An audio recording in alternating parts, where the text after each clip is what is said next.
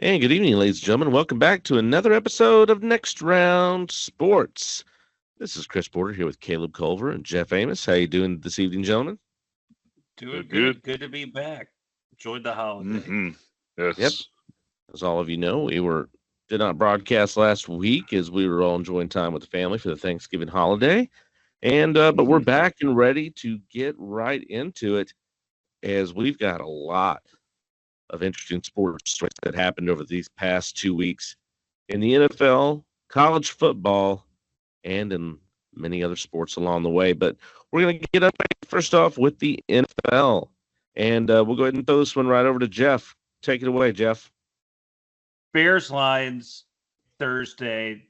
This game was a complete snoozer, or should have been. It was 16 to Mm-hmm. nothing at halftime, and it arguably should have been 35 nothing at the half.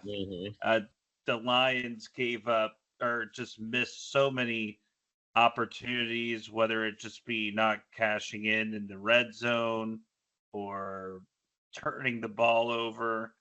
And Mm-hmm. this game was 23-7 after the third quarter, and you're thinking, okay, still they'll win, but it's going to be ugly. And then it got really sketchy at the end when it was 23-20, and the Bears are driving at the end of the game, and Mm-hmm. uh, and Chance so to tie it. yeah, the Bears have a chance to tie it. They started on their own 1 yard Caleb line. Williams being Batman there for that second half. Mm-hmm. Right. And so it was uh let's see, 2nd and 10 on uh Detroit's 25, and then they had a legal use of hands penalty, so it was 2nd and 20 on the 35. Caleb Williams was sacked. The Bears have a timeout, and they I was try So to yelled at use it. the TV, you have a timeout. You have a yeah, timeout. it makes or at least have another play ready to go. Like want to know the play you're going to run after that. But Inexplicably, Caleb Every Williams team practices nor this drill at the end of every practice. yeah, inexplicably except the Matt Bears apparently. Eberflus, the head coach, nor Caleb Williams decide to call a timeout, and they run a Hail Mary from the 41-yard line with 6 seconds to go, and that was the end of the game. And Matt Eberflus immediately gets fired on Friday morning, Mm-hmm. which I believe is deserved. However, at the same time, while yes, Eberflus and should have called a timeout, where was anyone else on the staff? What player? I mean, how come a player didn't step in? Was there a quality control coach yelling at Eberflus to call a timeout? I mean, yes, it ultimately falls on Eberflus, and yes, he deserved to get fired for this Mm-hmm. egregious mistake. But at the same time, where was everyone else on the field? Not calling a Yeah, timeout. I mean you can forgive maybe Caleb Williams because he's a rookie. But yeah, like you said, the coaches. I mean, even though the OC's new, like he should know you got to call a timeout there. Like somebody should talk to somebody or something. But either way, it obviously cost Matt his job, and rightfully so. People have been calling for his job since earlier in the season. They Oh, have, but sure. I I mean, mean, this he is the would have. Bears organizations that fires like they've been through 3 coaches now. I think in the past 3 years. And each time they fired him the year they drafted a quarterback with a high first round draft pick and didn't give him a full year to even do anything with him. Do I think Mhm. Eberflus was the right guy for the job? No. But all you're doing is crippling your quarterbacks over and over and over again. Sure. Mhm. And Yeah. I don't think he would have been fired. I mean, he would have been fired at the end of the year, but he wouldn't have been fired after this game if it weren't for what happened on Thanksgiving. True, Yes. true, exactly. I mean, he kind Yeah. of ducked his own grave, He was unfortunately. becoming a lame duck Yeah. QB very, very soon. They say that if you look hard enough, you can see him out on the field still not calling a timeout.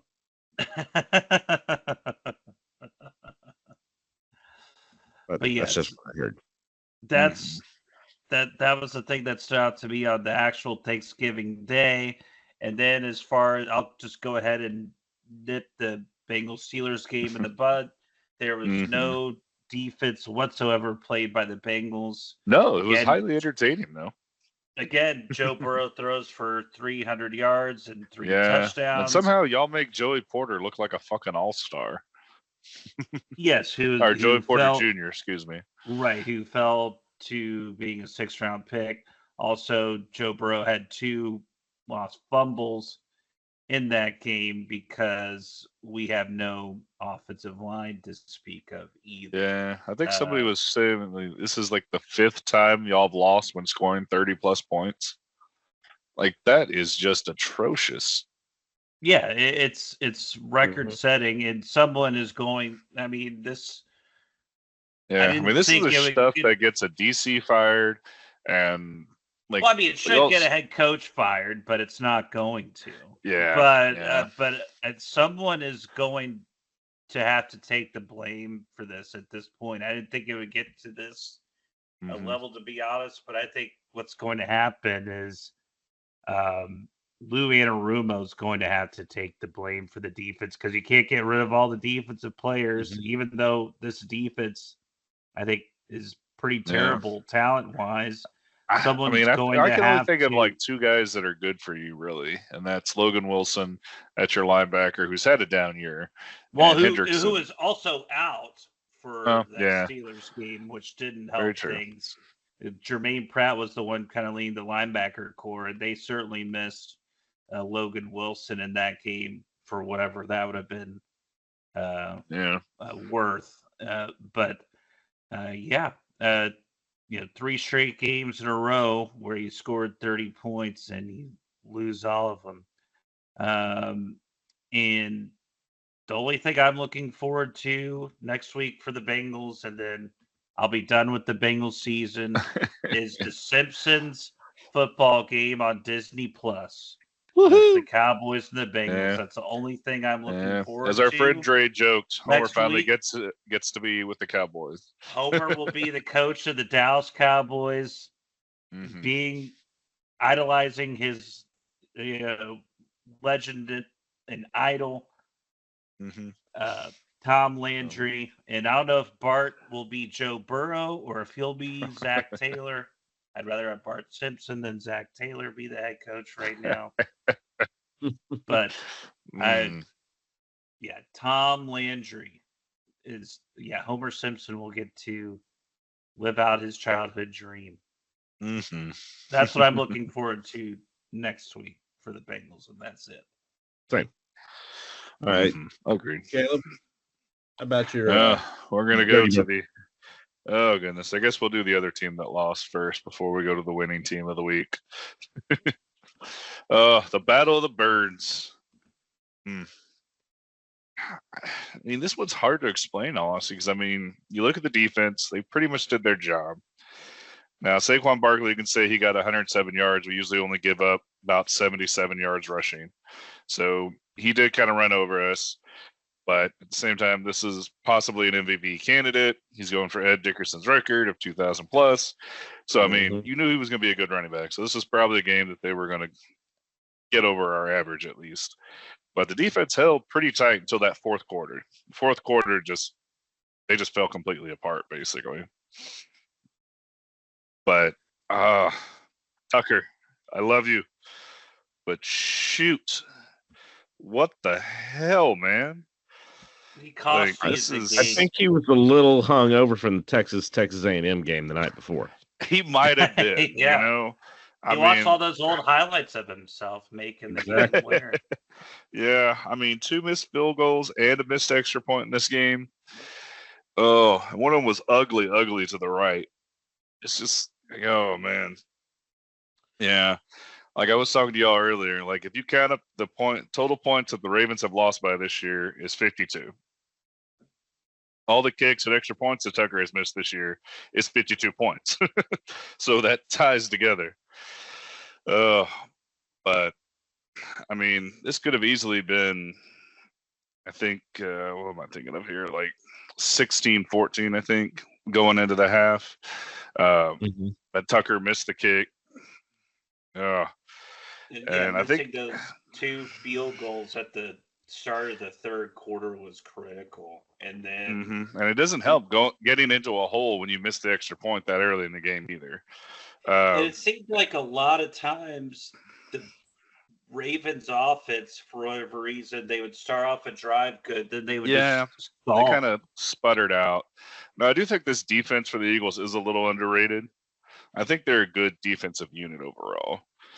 But at the same time, I mean, you've got a historically powered offense that people are comparing to the 2000 Rams. You've got to be better than that too. So, I mean, our offense did sputter some there too. But yeah, like I said, it's just a very hard game to overall to understand. Because I mean, if you look at the team stats overall, the Ravens pretty much have them all. First downs go to the Ravens, total plays go to the Ravens, total yards. I mean, you can go down the list: passing yards, rushing total yards. It's all in the Ravens' favor, but they still lost this game, and it feels like it's a much bigger loss than just 5 points. But maybe that's from the Tucker kicks. And I mean, we were watching this game with Jeff, and it just seemed like this game kind of like the Ravens had complete control in that first quarter. But then after that missed extra point by Tucker, it's like the Eagles just got life. Completely changed. Flipped on a dime. So, I mean, as much as I hate to say it too, I think with the bye week, you've got to bring somebody in to at least challenge Tucker. I mean, you could treat him with kid gloves all you want, which is what the Ravens are doing, but this is a perfect week to bring somebody in and at least challenge or see what the heck's going on. I'm not saying find a replacement, but I mean, he does have the yips. Maybe. And hopefully it's just a 1-year thing, and this isn't where we see him die. I'm going to steal Jeff's expression here, like baseball closers, when they're so hot for a while, they're just untouchable. But then once they fall off the wagon for whatever reason, they're kind of done. So, I mean, maybe that's the case. But like I said, I think they got to bring somebody in, at least challenge Tucker. If not, maybe even play for the kicking position. Just be like, hey, Tuck, we love you. You do. You're still probably a Hall of Famer even at this point, even with some of your records no longer being held by you of like the most accurate kicker in NFL history and stuff, just from past exploits and kicking the 66-yard field goal against the Lions back in the day a couple of years ago. So, I mean, I think the Ravens got to fix that special teams area, and then I feel like this team can still click on a dime. Another interesting fact, too, is I think this is the first game this year where the opposing team, aka the Eagles this time, had more penalties than the Ravens actually got. So the most penalized team in the league actually played relatively disciplined football. Then, like I said, you got all these other stats in the Ravens' favor, and we just lost. You just, honestly, Saquon Barkley just took it to us in that fourth quarter. And I don't know if Zach Ward play calling again. You do that with a great running back. Baltimore's done that with Derrick Henry through other teams when they've had him and wore him down, and then we'll just let Henry just run the ball all over him. Yeah, I mean, Henry had 19 carries and 82 yards. So, I mean, he had a pretty good night, even in the passing game. But, yeah, as Jeff said, it just seemed like for whatever reason this offense just sputtered when they had some drives attempts going down. Obviously, special teams and kicking, as we've mentioned. So it's just a shitty week. And also, I mean, it's great that you have the 2 tight ends with Andrews and Likely, but other than Zay Flowers, there's no wide receiver threat on your team, at least on a consistent. Yeah, I mean, I still like Bateman every once in a while. Yeah, I mean, Deontay Johnson, who was inactive. Exactly. Yeah, this past week. But Bateman, I think, has shown flashes that he can be. But he was a first-round pick, though. He was. And you needed more. You expected more from him. I would love more, but Let's see. Let me look this up real quick.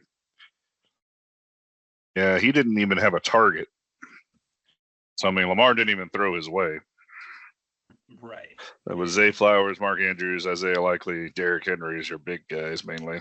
Well, Justice Hill, too. Right. And there could have been some health concerns with Bateman as well, but still, yeah. I mean, he needs to step up, and Lamar and Derrick Henry just can't do it all on their own. Yeah, it's true. All right, Mr. You're going Porter, to the where I took my nap. The winning Dallas. Yes. The winning 2-game win streak. Are they back? Them boys? Are No. they them boys Stop again? Stop it. No, we're not them boys. No. 2 We're weeks in ago, the they playoff hunt. fell into Right. According to win. Jerry, you're still in the playoff hunt. You just had some hangover from that loss to the Green Bay. 2 weeks ago, they fell to a dumb win against Washington, just completely screwing their draft stock. Yeah. It was exciting how that game ended, though, because It's a fun game to watch. once again, Dan Quinn's teams flub up an easy win. Much as I love Dan Quinn, too many times there's teams he should have beaten, and his teams just flub it away, and that's what they did. Now, they came out and stomped a mud hole in Tennessee. It was Tennessee this last week. But still, they should have waxed the floor with Dallas. There's no reason why Dallas should have won that game at all. It was a complete fluke. Now, do you think the defense was showing up to be like, hey, you left us, but we're still good? No. Because the defense played pretty dang well for the most part. It was a flub. That was a trap game for Washington, and they fell right into it. That's all that game was. It was nothing more than that. Dallas is not back. Now coming up to Thanksgiving, which everyone was like, oh, no one expected at the end of the year you'd be looking at Cooper Rush and Tommy DeVito. Tommy DeVito didn't even play. I know. I was like, they even went with Drew Lock. Drew Lock got screwed originally because he was the number 2 backup to Daniel Jones, and they skipped him for Tommy DeVito, which is why the Giants are just a shitty organization this year. They are. They're a terrible organization. I wish nothing but the worst for them. But Drew Lock came in and, looked like a deer in headlights. And the Cowboys defense was able to pin their ears back and just take it to him, take it to the young quarterback. There was no way that the Cowboys were going to lose this game because as terrible as they have been, the Giants are worse. Yeah. The Giants are so much worse. There was nothing they could do. So that was going to be a win. If they would have lost that game, then just like Eberflus, McCarthy would have been fired the next day because there's no reason. He should have been fired the next day because you can't lose to the Giants right now. The Giants will not win another game the rest of the season unless they fall into some trap. But highly probable. It could happen. I don't see it happen. Yeah. They're too bad. That organization is a dumpster fire. But the Cowboys are on a 2-game win streak. It could be the first. Rico Dowdle got 100 yards rushing for you. I think I am not happy. I'm only happy that Rico Dowdle doing that because I had him on my fantasy team because I've been hurting for players. So glad that he did that. Happy for Rico Dowdle, but I was not happy that they're on a 2-game win streak. This has screwed up any chance of getting any kind of high draft pick. It's bullshit. And costing you Ashton Jeanty. Right. This completely cost us Ashton Jeanty. We will not get him now because somehow we'll end up falling to a win against Cincinnati this coming week, and it's just that's going to happen. We're going to get a 3-game win streak.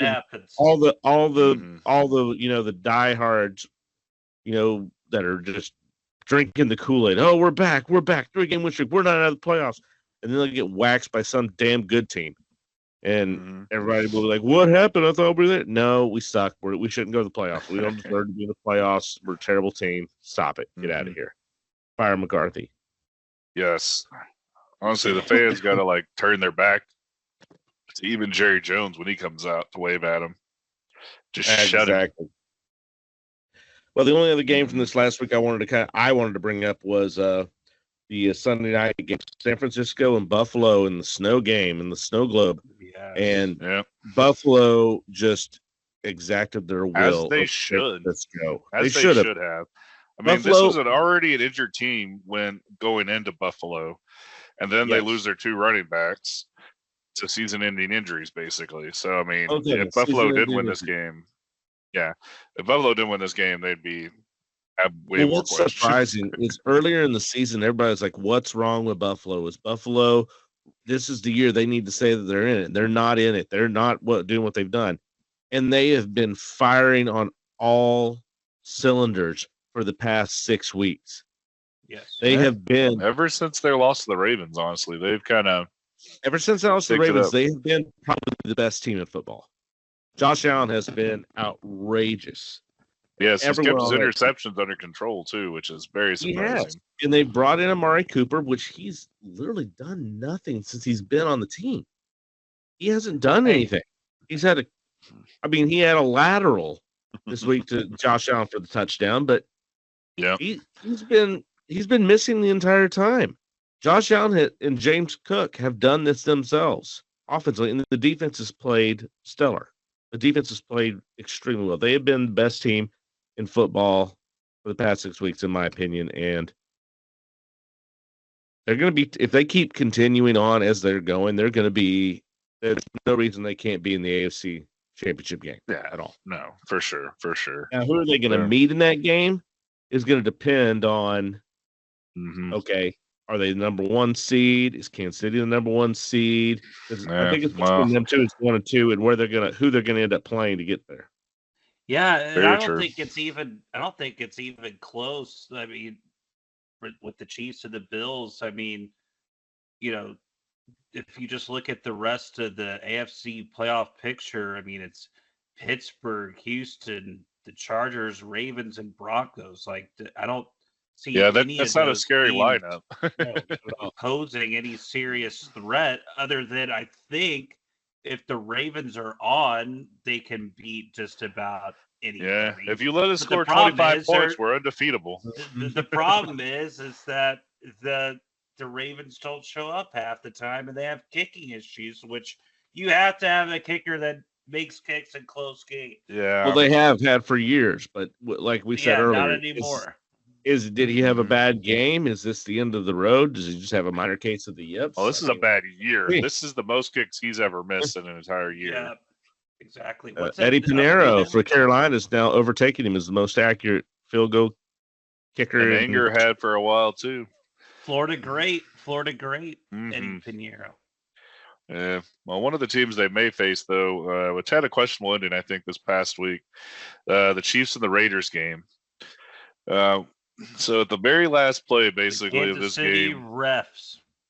yeah, Raiders are driving, potential to kick a field goal. Raiders pull a Raider and fumble the snap. Initially called a false start. Yep. However, with the fumble, Chiefs fall on it, recover it. After the call, the refs get together and call it all of a sudden an illegal shift. Because with a false start, the play's dead before the ball snapped, and you can't recover that fumble. So the Raiders would have got another chance. But with an illegal shift, this now makes the play official, and the Chiefs have the ball.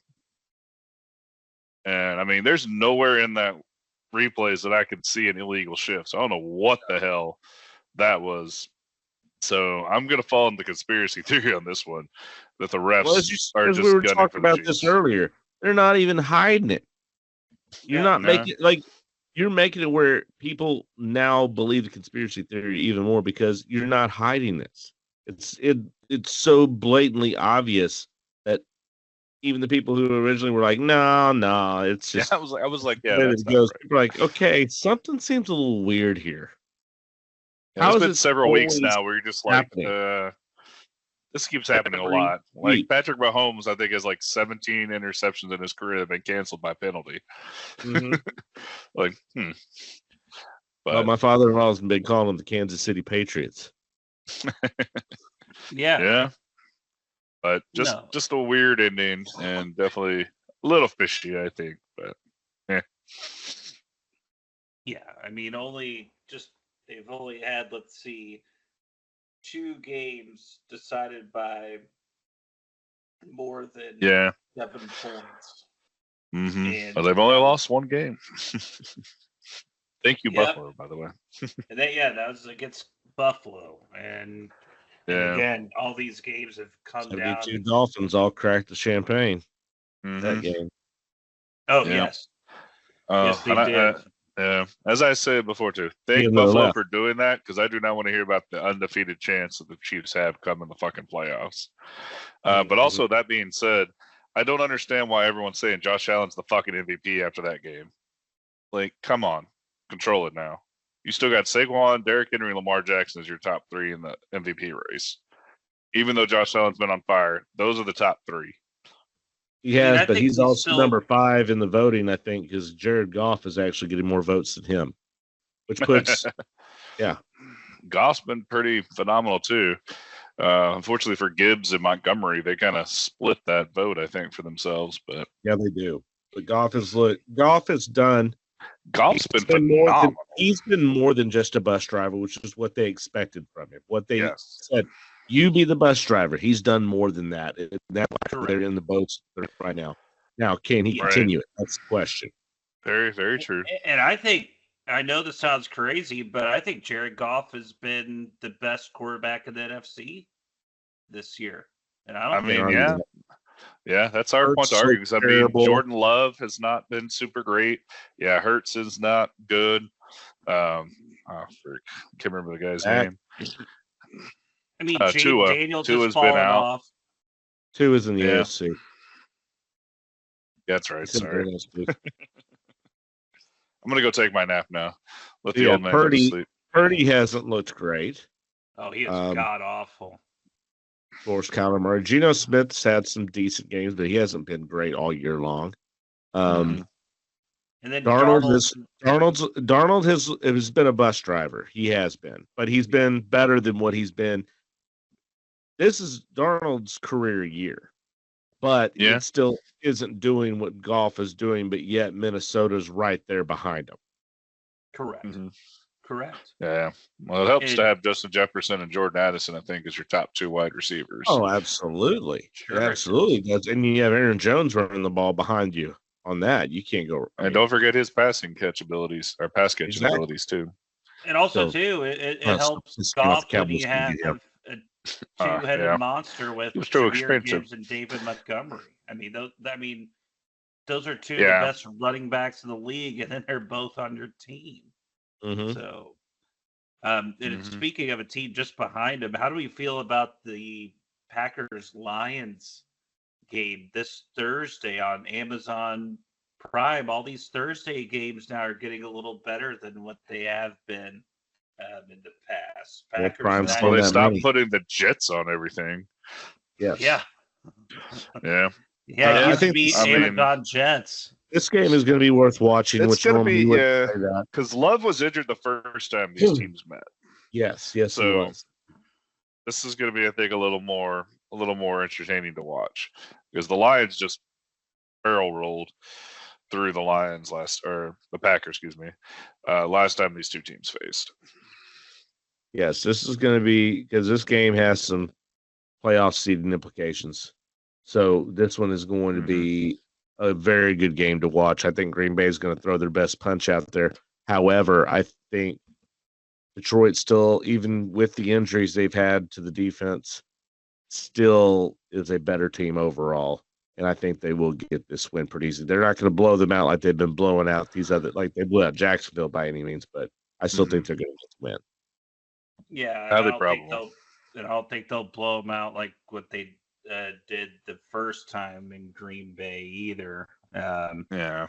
But I think that still with this game being played in Detroit, I still don't see how Green Bay can stop their running game. I still like Detroit to win this game, and it's going to be a competitive game, but I think somewhere along the lines of a 31-27, 27-24 kind of game. But I fully anticipate Detroit winning this game.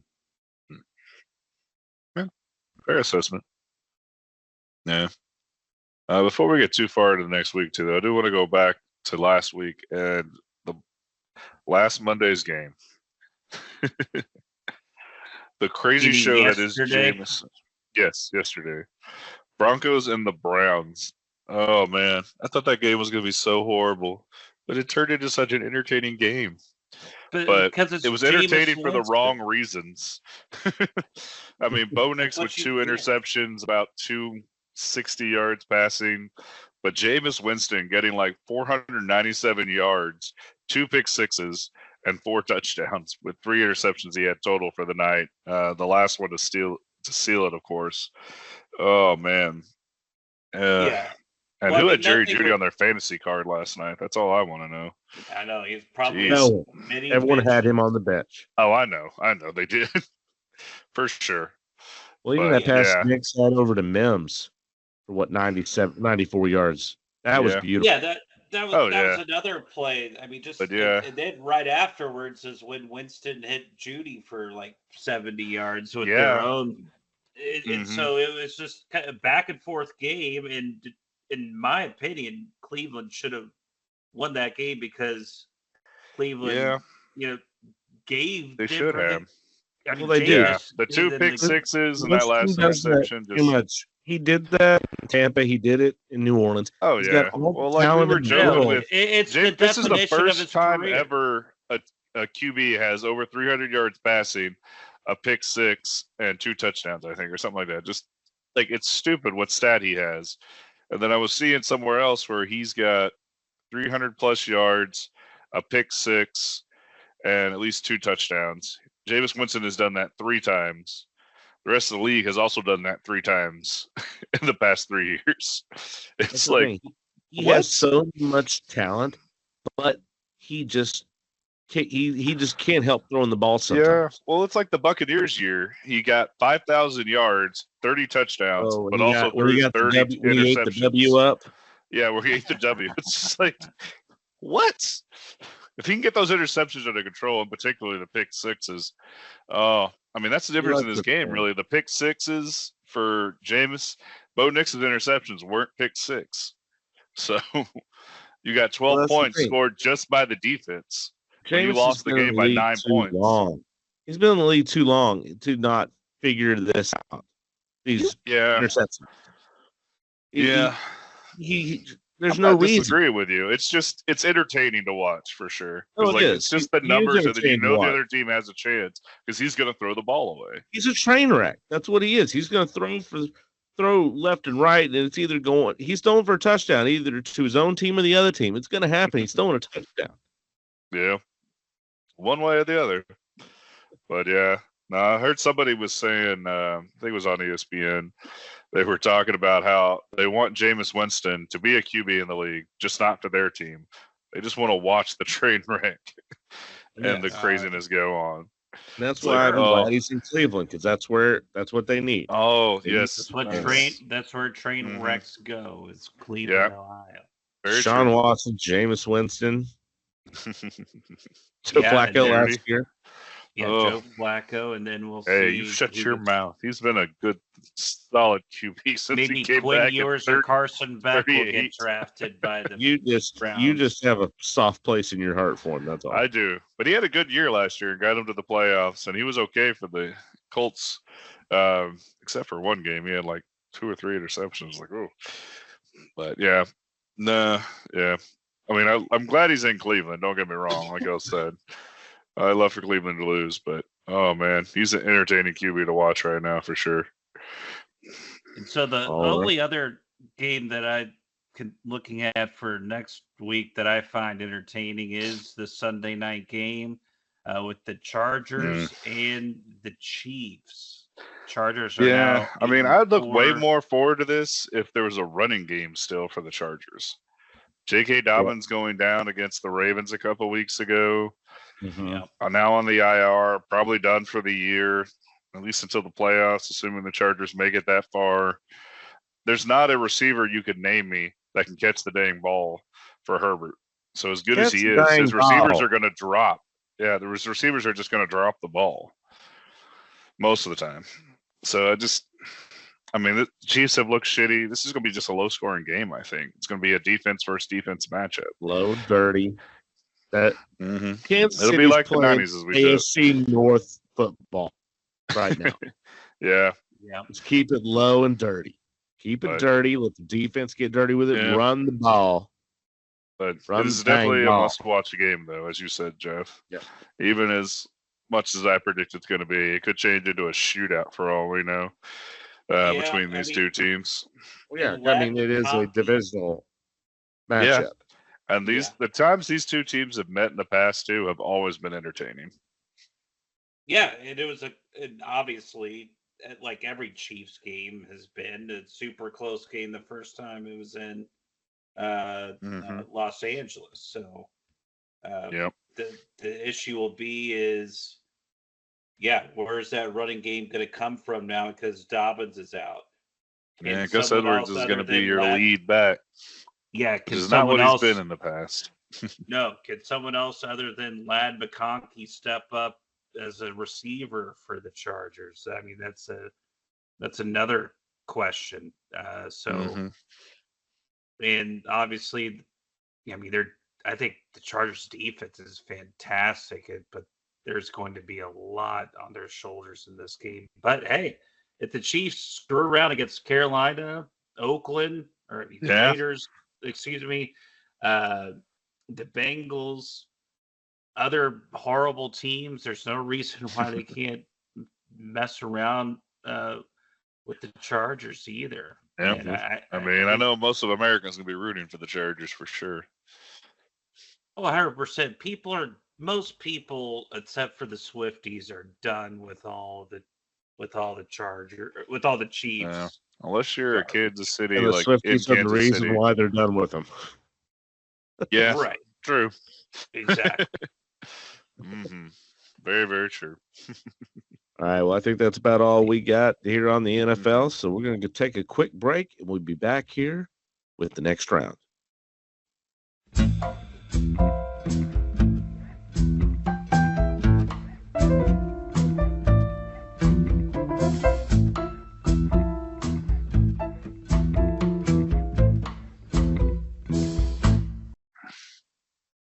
And welcome back from the break, as it's now time for the next round. And our next round is college football. And wow, what a great weekend of college football we just experienced. And we'll be leading into another great one as all the championship games are coming up coming week. But wow, just upsets galore, great games left and right as every team is jockeying for final positioning here into the team bracket. And starting out with the late game there on Saturday, one we referenced earlier, we're talking about your boy, lame leg Justin Tucker. Number 3, Texas going against number 20, A&M and Kyle Field. The reigniting of the Lone Star Shootout. And man, I have waited a long time. Tickets were going for $500 minimum to get into that game. It doesn't surprise me.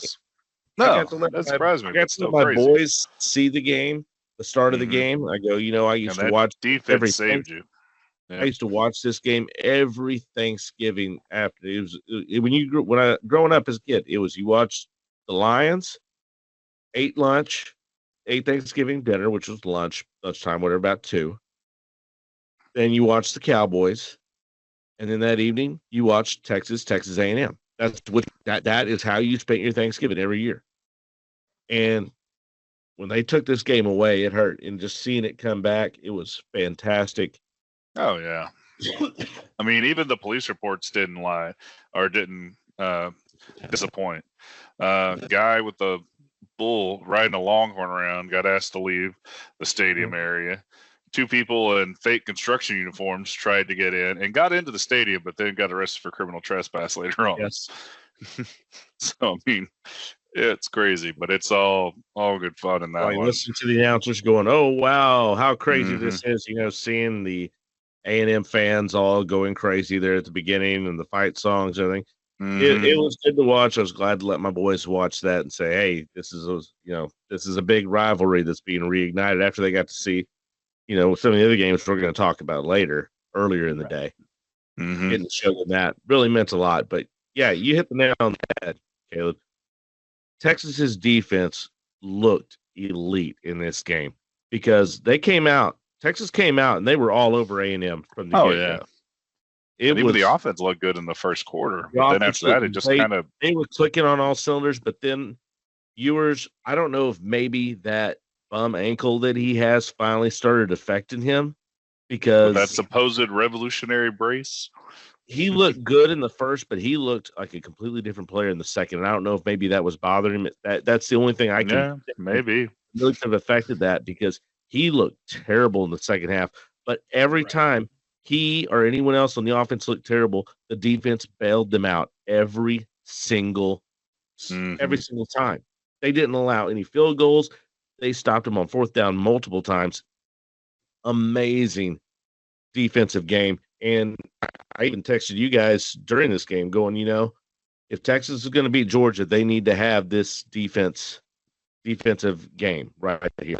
Defense needs to show 100%. up in It'll Georgia need just like this, and it'll need an offensive line too, because that's what shredded you in Georgia. But yeah, Mhm. I mean, if this is Well, defense I that think shows up I- against Georgia, I think Georgia's in for a long night. Yeah, Carson and that's the Beck, thing. you cannot trust Carson Beck up against a defensive Oh, no. pressure by what Texas did to Texas A&M. If you have that against Georgia, Beck is going to fold.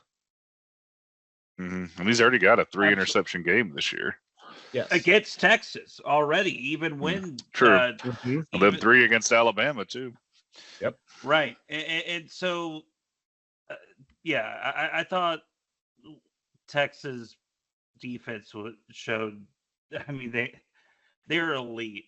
They're at a whole another level, and it's really sad, really, that this was actually even a game at all because Texas completely dominated Yeah. this game. It wasn't And even Archie Manning got a rushing touchdown. Mhm. and then twice, Texas, as you alluded to, Chris. They stopped A&M multiple times on fourth down, once in the first quarter, and then ultimately, and most importantly, in the In the fourth red zone. quarter. In the red zone. In the Mhm. red zone, yes. Yeah. Mhm. I mean, A&M was 0 for 3, so they stopped him all the time on fourth. And they were 4 of 11 for third down. And also too, it just, a lot of people thought, oh, this game will come down to the trenches between the offensive line and the defensive line. Who is, Yeah. Well, I think this people were this alluding to the tough- Georgia game where Well, no, the but O-line this- got exposed against Georgia. Well, it was this tough defensive line that A&M supposedly has. Yeah. And then What? Weisner ran for 186 yards. That was one of the best rushing performances I've ever seen against he the was so-called elite defense. He was getting to the second. He was getting to the second line of the defense. Like it was nothing. Getting like 7-8 yards every single time he touched the ball. Oh, it was amazing. He looked amazing. Blue looks great as well too. When he's had his Yes. fumble problems, Mm. it was a good. Yeah. Pardon me. But yeah, offensively, they left a lot out there.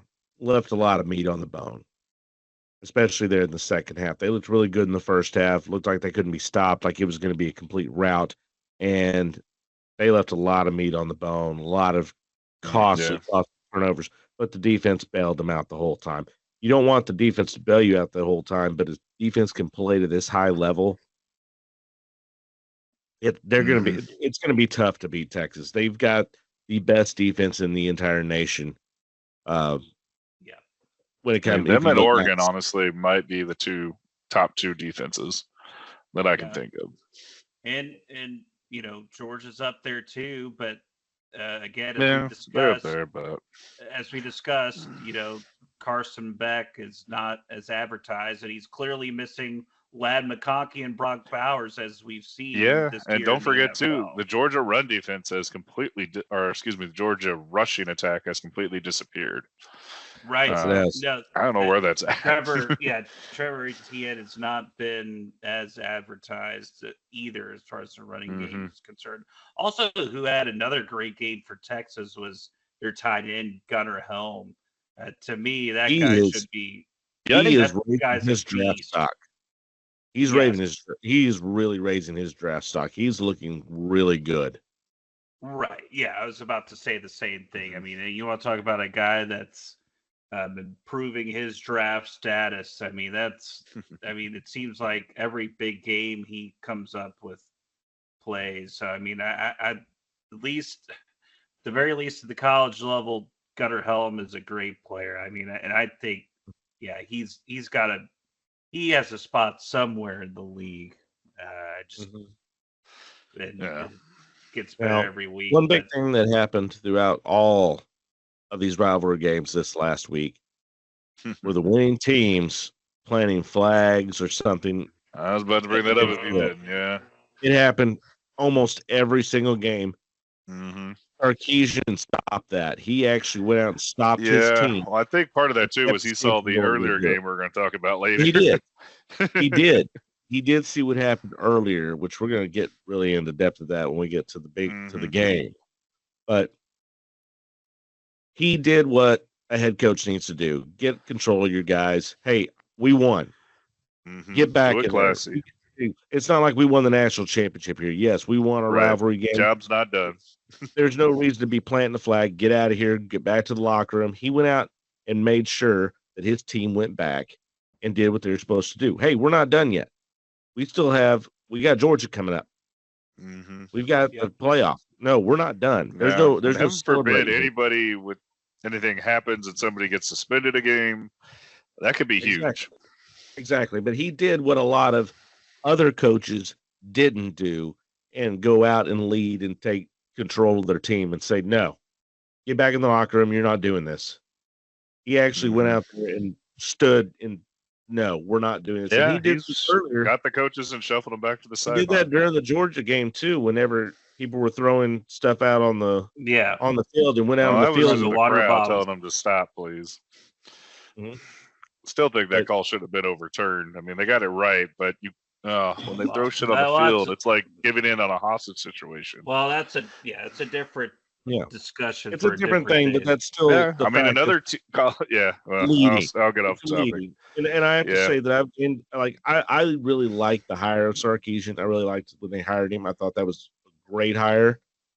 And it was an interesting hire at the time, I thought, because I mean they ran off the old coach pretty quickly.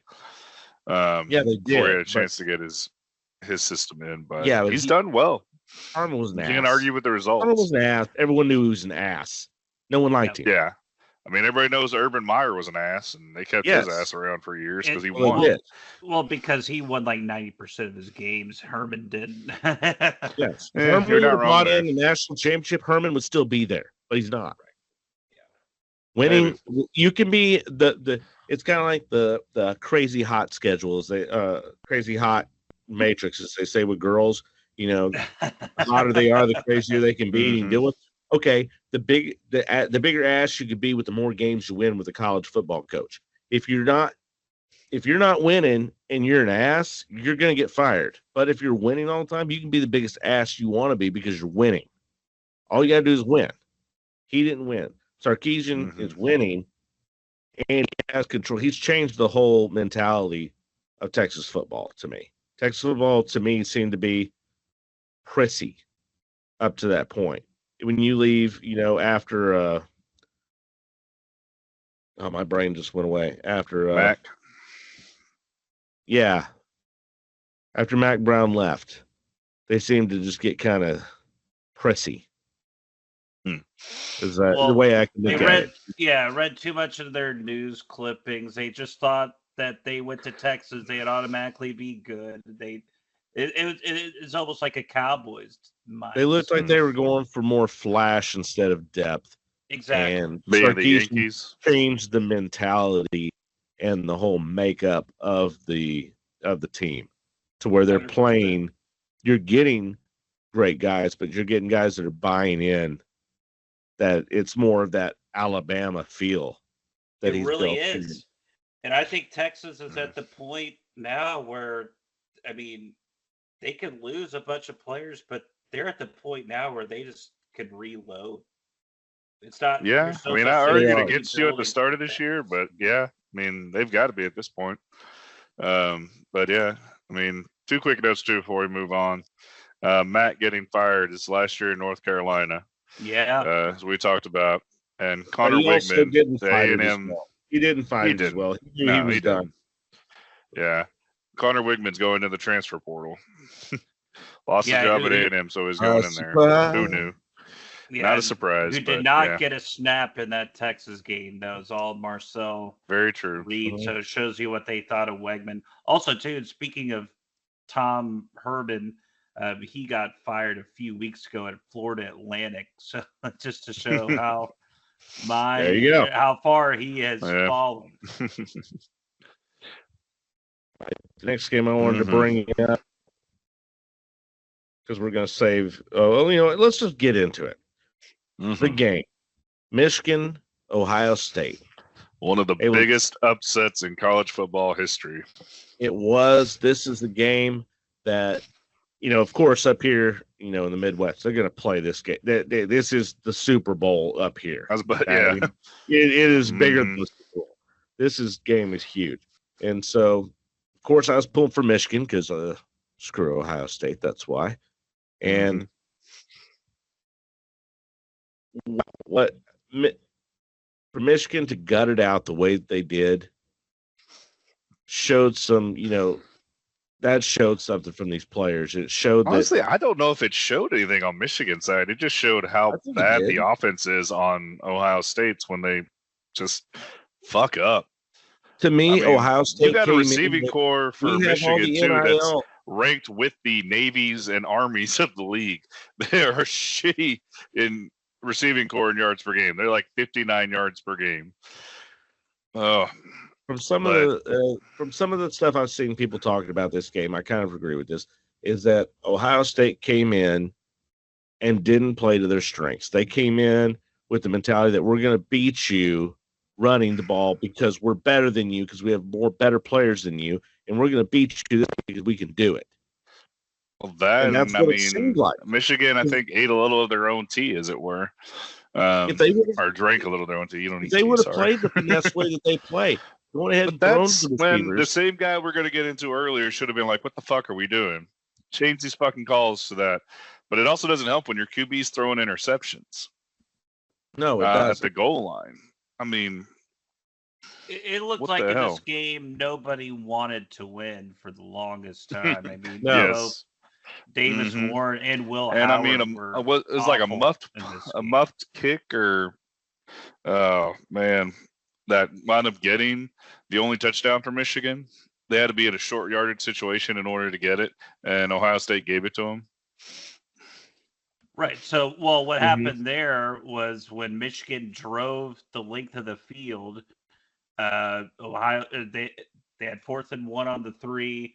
Michigan got nothing out of it, and then Will Howard proceeds to throw an interception. It's almost like the 4th down miss for Michigan didn't happen, and that's how Michigan punched it in for their touchdown. Yeah. And so that 7 was huge. Also, 2 missed field goals from Ohio State in this game, and Will Howard, who's usually fairly reliable as a quarterback. Give some stuff too to the Zapta out of Michigan, man. That guy made a 55-yarder as well as the game-winning kick in that game. But Howard looked like Carson Beck in this game. He looked like a deer in headlights. He didn't know how to play. It was amazing. It truly was. Also, too, I think what's starting to become a little frustrating if you're Ohio State is the fact that supposedly you have a 2nd round running back and a 3rd round running back in Judkins and Henderson. And once again, in a big game, they don't do anything. And kind of got shown up by Mullins, who outrushed them both. You alluded to earlier, Chris, is the fact that they relied too much on the running game. And yes, Will Howard was awful, but they could not get that part of the game going either. No, they couldn't. And they have their receivers were better than Michigan's defensive backs. If they would have 1,000%. continued to play to it, they It's not could even have. close. All you have to do is Yeah. continue throwing. Your guys are going to win eventually. Yeah, I mean, it was They're gonna win big. 33 passing attempts to 26 rushing. I mean, okay, you want to show a balanced attack? That's not your strength. I mean, Michigan's strength is going to be the run defense too. But yeah, I mean, like, oh, there's so much that's just like went wrong for Ohio State. You're just like, what the hell are you doing? And once It's again, just a head scratcher overall. I mean, comes even back down to Coach Day. yes, that man's kryptonite is Michigan. I mean, he's 1-4 since he's been there, but he's like 41 and 7, excuse me, against other ranked opponents. Well, it's going to For whatever reason, Michigan just kicks his patootie off. We talked about this early in the year that if he We loses talked to about this for 2 Michigan years after now. Michigan lost every year, Yeah. Unless he wins the championship, I think he gets cost him his fired. job. If he doesn't I win the think- championship, he's probably fired.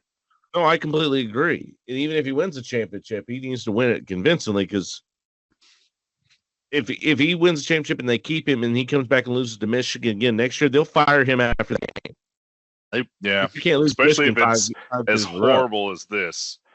I mean, the odds have never been in Ohio State's favor more than this game.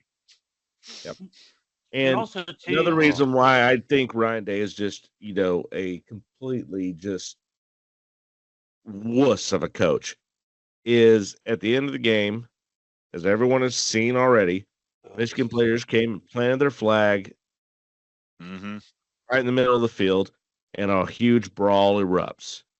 Pepper spray And- had to be used to break these Pepper guys up. spray, everything's going crazy, and you see Ryan Day just standing off to the side, just kind of Yeah, mouth open, breathing basically through his saying mouth, what happened at the end of that game. just He sitting there, couldn't believe just the end. you saw that there's a video of his captain just like pissed off about it being held back by his coach, and Day's just standing there, just letting it happen. Doesn't even try to do anything. Calm his player down, calm his captain down. Doesn't do anything. He's a wuss. He's a complete wuss. He doesn't deserve to be a fucking coach because he has no. When shit hit the fan, and it hit the fan hard, It did. he stayed back in the sidelines. He did not go out there and try and calm his team and take the leadership role that Sarkisian did later on. And yes, we did say Sark did this because of what happened earlier, but still, he got out in front of it and led by example. Day let it happen, and then afterwards, like, well, I don't really know what happened. Well, yeah, because you stood off to the side while everybody Yeah. else. Like I said, let he your just looked team go completely shell irate. shocked in that video you talked about. You're just like, what the hell, man? Well, he was Shell thinking, shocked or not, you have to have control of your team. You are the Oh leader. yeah, no, I agree. That is your team, and he let them go wild. Mhm. And I mean, I understand. Michigan to plant the flag. I get it. You're pissed Right. about that, but at the I same mean, time, yeah. you got to make sure to control them and keep the composure. Yeah. right. Because I mean, like we said earlier, some of these players may be suspended for some of this, and if Ohio State's losing players, I mean, Not going to help them in the. they're gonna. Yeah, I mean, They're that's gonna. still- They're gonna they're have still to in the lose tournament. those players in the. Yeah, they're going to lose those players in the first round of the playoffs because they Yeah, didn't make the yeah. championship. You're not in the Big Ten championship anymore, but you'll lose them during that first round where you're going to need them because you're going to be going up top tier against a top tier opponent. Mm-hmm. It's not going to be an Well, easy road. Yeah, and then I just remember the reaction, or just seeing my dad and I were watching this game together, and we're wondering, where is Ryan Day? Where's the head coach and all of this? And he's just staying off to the side. Look, I Yeah. get that you're shell shocked, and that this upset happened, and that you're completely devastated, but you have to sack up and get Yeah. involved and get your players You've got off a job the to do field, to lead these because young men to be better honestly, people. you're paid $10 million a year to deal with these situations, not stand off on the side. And frankly, you're responsible for losing this game, and you've lost to this team 3 straight years in a row against a team this year who should be 6-6. You somehow let this team be 7-5 because of you. Yep. And And if you can't beat Michigan, I don't know when you're ever going to beat Michigan. And Yeah. if Ohio State loses in the first round of this Oh, playoffs, geez. he's done. He's Oh, done. yeah. And well, he should be. And it's not he just should losing be. to Michigan. It's Mhm. for the whole lack of keeping his team under composure. He has no leadership skills. He's not a leader. And he proved that by standing to the side and letting his team. Okay, yeah, they're disrespecting you, but you can, show a little more composure. And if your guys are getting fired up, get out there and get them back under control. And the way that he lost the team on that, you can't come back from that. I don't see them if things hold true to where they are, which they as of right now, they have Tennessee in the first round. Yeah. Mhm. Tennessee has had their problems as well, but with what I just saw this last week against Michigan, there's no reason Tennessee shouldn't just steamroll right through Ohio State. There's no reason why they shouldn't. And it seems like Mhm. every single game Ohio State plays, and this goes as far low as Northwestern and Purdue, they have a slow start every single time. And if you have a slow start against a top caliber team, you're not going to win. It just like you didn't beat Oregon, just like you didn't Yeah. beat Michigan. But this And is not you're a top not tier gonna team. beat- This is just Well, with the NIL no, money that they shelled out, they should be. well, that's the Okay, that's the let's thing. have well, one. I'm saying Ohio Michigan's State- not in a Yeah, top tier team, so no, definitely not. this game's just But I'm just Just saying against what a Tennessee, fluke. though, they are, if it holds true oh to yes, form. yes. But then, this is allegedly the best team money combined, whatever it was, $25 million. And then this is the result you get. Also, another thing that I think is people forget is I think the game is passed by Chip Kelly. I don't think he knows what he's doing as an offensive coordinator anymore. I think he was good 10 years ago. Yeah, back in Oregon. Yeah. Yeah, Mhm. back in Oregon, he was good, but he's not. Right. He left He was in UCLA for a Philadelphia. reason. Yeah. And raided that team. Mhm. Raided San Francisco Mhm. before Shanahan got there. Mhm. So I Yeah. don't.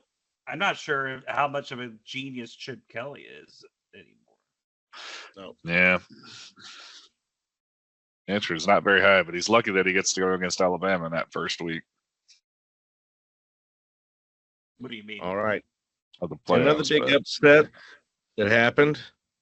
Number 6 Miami getting knocked out by lowly Syracuse. The Orange. Yeah. Men What a upset. comeback for the Orange, man.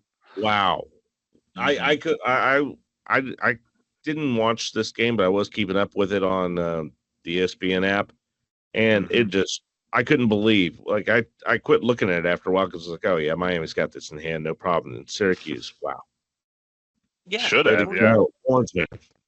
21 nothing, and then like you said, well, it's just like, okay, well, it's going to let me just make sure that SMU beats Cal, and then we'll have an SMU Miami Yeah.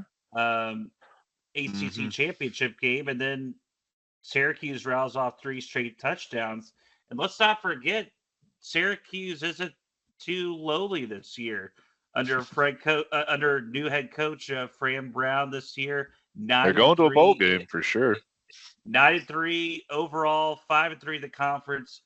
Will certainly qualify for a solid bowl game. And ironically enough, their quarterback Kyle McCord, who was a quarterback for Ohio State last year. But Syracuse is really, after a little bit of a slow start, really has turned it on. But going back to Miami, there's no excuse for them. Yeah, but I mean, this is a team that struggled. I mean, like we said, the Hail Mary against Virginia Tech, Louisville. Like, its defense just has not been there. They've been on Cam Ward to win these games. We've talked about this too much of how many close calls they have, and they were overrated. That they shouldn't be up as high as they were. That they have the talent, but they didn't have the actual full team to be able to be up that high. And they got lucky way too many times. We've said it over and over and over again. I'm just surprised it took this long for them to finally get exposed. Right, yeah, it took till to November, but yeah, like you Right. said, we've talked about this since September after them barely getting a Hail Mary call in their favor. They barely Yeah. beat Cal. They barely beat Louisville. They lost to Georgia Tech in November, and then they Yeah. finally lost to Syracuse. And now, if let's just say, I mean, right now the committee is telling you that a 3-loss Alabama team is better than a 2-loss Miami. Do you believe that? Yeah, I think so too. I think so too. easily. Yeah. Because what's Miami? Their Miami's best win is going on the road to Louisville. If given a choice, the committee is always going to pick an SEC team over an ACC team every time. The fact likely. that it's Alabama in that Mhm. choice, it's always going to be Alabama. They're going to pick And they beat every Georgia. fucking time. Yeah, I was about to say, Jeff, they beat Georgia too. So They did. They did beat Georgia. So they've got that, and it's Alabama. So they're always going to pick Alabama over any other team. Mhm. Yeah, they're always going to. It's going to happen, even when Alabama doesn't fully deserve it. Yeah. Agreed. Yep. Yeah, I mean, I know Clemson's thankful for Miami's loss. Well, Even very. though they Oh lost my to South God. Carolina, who was hot. 100%. And I think South Carolina, so they should replace Alabama in the playoffs. But as They we should, meant- but they or- won't do it. Unfortunately. Yeah, and as me and Jeff were talking about earlier, South Carolina lost to Alabama. It was close, but Yeah. they did lose. They did. Although I don't believe South Carolina would lose to Alabama now. Agreed. I'm not sure they would either. I'm not sure they would. Well, the last game from last week I want to talk about, not an upset, but the battle for the Shillelagh. Notre Dame 49, USC 35. And after this win, head coach Freeman has been getting some talk about being a front runner for the Bears job. Yeah, we Don't do it. talked about Don't do it. We talked about this even as far back as after the A&M game. Yep. When was he going to get some talk? Does he want to coach Caleb Williams? The answer is Yeah. no. As great as Well, Caleb no. Williams is. The only organization you want least to do with in the Chicago Bears is the New York Giants. Or maybe the Panthers, but yeah. Unless if you want maybe Coach Shadur. Would you want to coach Shadur? Nah. Oh. Man, I guess at least you'd have Caleb Williams and Roma Duze there Yeah, true. and a solid defense. Yeah. But also, what I think about it in a game like this too is, yeah, Marcus Freeman jumping maybe ship to the NFL, but what's going to happen to Lincoln Riley? 6-6 at USC he had an easy schedule this year, and As we talked about last year, he's a fraud of a head coach. He's tanked Oklahoma and left them for dead. Then he wound up taking LSU. USC after losing Caleb Williams. But LSU has proven to be a fraud this year. I agree, but I'm just saying that So if that's the game you're hanging your That's the loins mark. on, it doesn't mean much. It doesn't mean shit. But I'm just saying that going into the start of the year, if you said that USC would be, if they beat LSU, then this team might be pretty good, and then they just shit the bed, and I don't know It's like what's Caleb going to was happen. saying. He screwed over Oklahoma. He left there conveniently when the shit started going downhill. And the thing was, he should have gone ahead and left USC as shit was going downhill, but he didn't. And now the chickens are coming home to roost. And he's being exposed for what he is. He is. He's a fraud. He's an absolute fraud. He'll be an offensive coordinator at most whenever he gets fired. Oh, yeah. Or I wonder if he could jump ship now to like a lesser program. He should. Is he going to Florida Atlantic? No, not that low, but maybe North Carolina, maybe a school like that. What I he hope should that have for done North is he Carolina's should have sake. jumped to the NFL last year. Yes. After Caleb left, he should have jumped to the NFL, took and did what he did at Oklahoma and got his payday. Because it's not going to happen now. No, Not his going to NFL, happen. yeah, his NFL days are over. But Mhm. yeah, Notre Dame after their um, inexplicable loss to Northern Illinois, they've righted the ship. Now, granted, a lot of people are saying is that solely based on the schedule. Now, they had a couple decent wins against Louisville. Navy hasn't proved to be as good as they are, Yeah. or as they were at the time. Army is probably a top 50 team. Yeah. I think and congrats on thing, Army for making the American Athletic Championship conference game Yes. too. I was about correct. to bring him up here soon. They'll play Tulane. Yeah, the Green Wave. But I think if you're Notre Dame to be Army. an actual threat in the playoff, you have to have the ability to throw the football. And surprisingly, when they picked up Riley Leonard, you thought that could be a guy that could do that because he had shown times at Duke to where he could do that. But it hasn't panned out at Notre Dame, and I think you have to be able to throw the ball effectively if you want to compete in the playoff. And Notre Dame hasn't done that, so I can't consider Notre Dame being a serious threat. No, that's why I think they're lucky they got Alabama in that first one. I don't see them being as a serious threat to win, but I do see them getting out of the first round. Yeah, I mean, usually when they're going against Alabama, for sure. Sure, I mean, yeah, depending on who they play in the first round, but yeah, as far as winning national championship, no, but yeah, they could win the first round. Even then, their rushing attack has been very solid. Their offensive line has been good all year long, and their running backs really looked great here in the last few, the second half of the season. They've looked really solid in that aspect, which has really helped cover up the passing. But even talking about Leonard, he's been like in this game against USC, he even took some runs where he ran hard and actually came in, which they didn't have the last couple of years in that.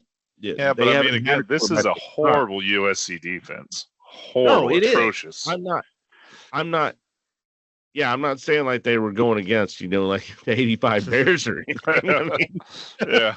But at the same time, keep it in perspective. You play the games on the schedule, and that's what they did. And they still gave up quite a few points there to USC. So not great by any means, but hey, the offense held out and they put the points on the board to help win the game.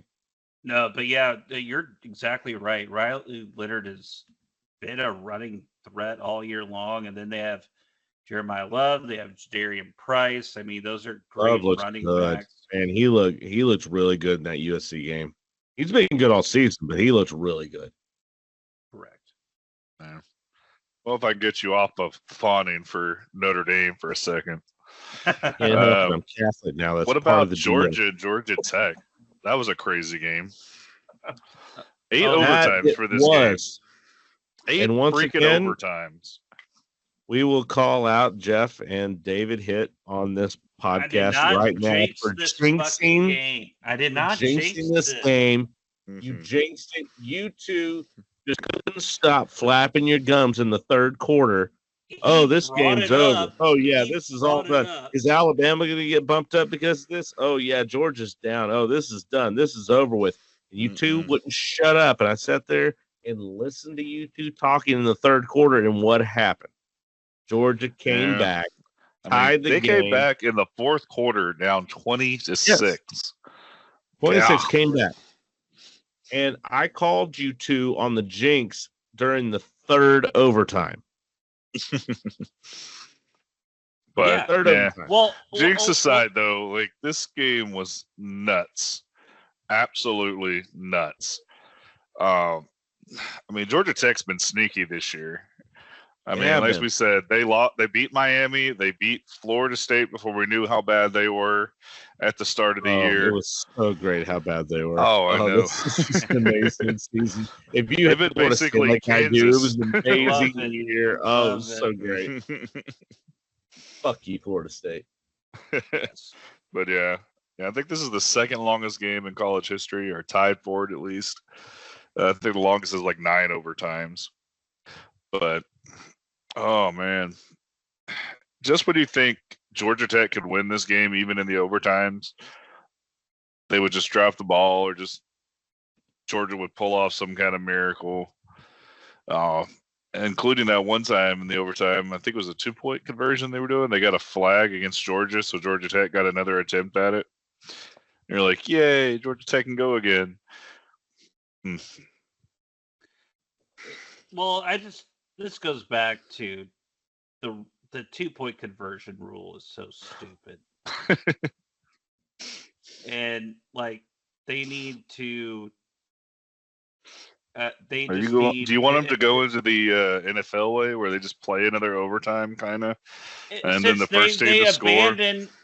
No, it's so stupid because I think they had the perfect rule, but then they overreacted because of that A&M LSU game 5 or 6 years ago, whenever the hell it was, when it went 8 overtimes or 7 overtimes, and then it lasted forever. And then like, oh, we're going to do dueling 2-point conversions.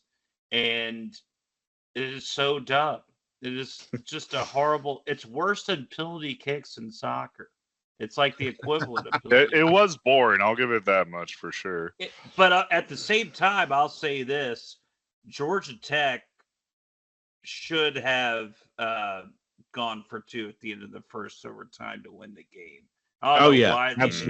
Absolutely. There's no reason why they shouldn't have gone for that. Because you knew that you had to go for 2 starting in the second anyway. So yeah, just do it there. Run your play, score it, win. Yeah, especially when Georgia's come back on you points wise. Their defense is probably not going to be stopping them. Yeah, at that point you have to go for 2 because you've already given up that huge lead in the fourth quarter to bring you to this position. You now tied it, scored. No, you've got to go for 2, and you've got to win that game right there because you got to know it's going to keep going on from that point on. And you don't know if you're going to get that opportunity again to go ahead and just win it and take it. As much as we shit on him too, hats off to Carson Beck with 5 touchdowns and almost 300 passing yards that game. Yeah, but he actually had a good game. Are a little cheap though because they are a little cheap, but it's 5 touchdowns. I know, but like how many of them Georgia Tech? Yeah, when you play for 8 overtimes, overtimes, you better score 5 touchdowns. Good Lord.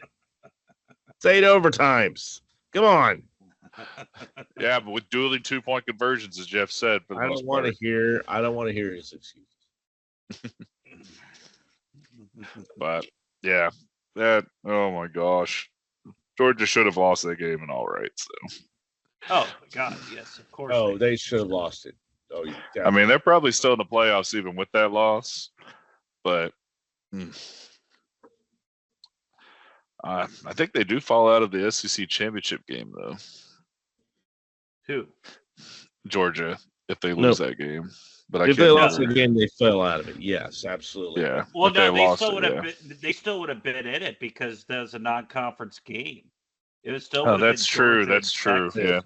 Very true. My bad. but yeah, what? Good they didn't lose it because it gave motivation. The key though is that they did lose that game. That would have forced them to beat Texas this weekend. Now they really don't have to. They'll still get it.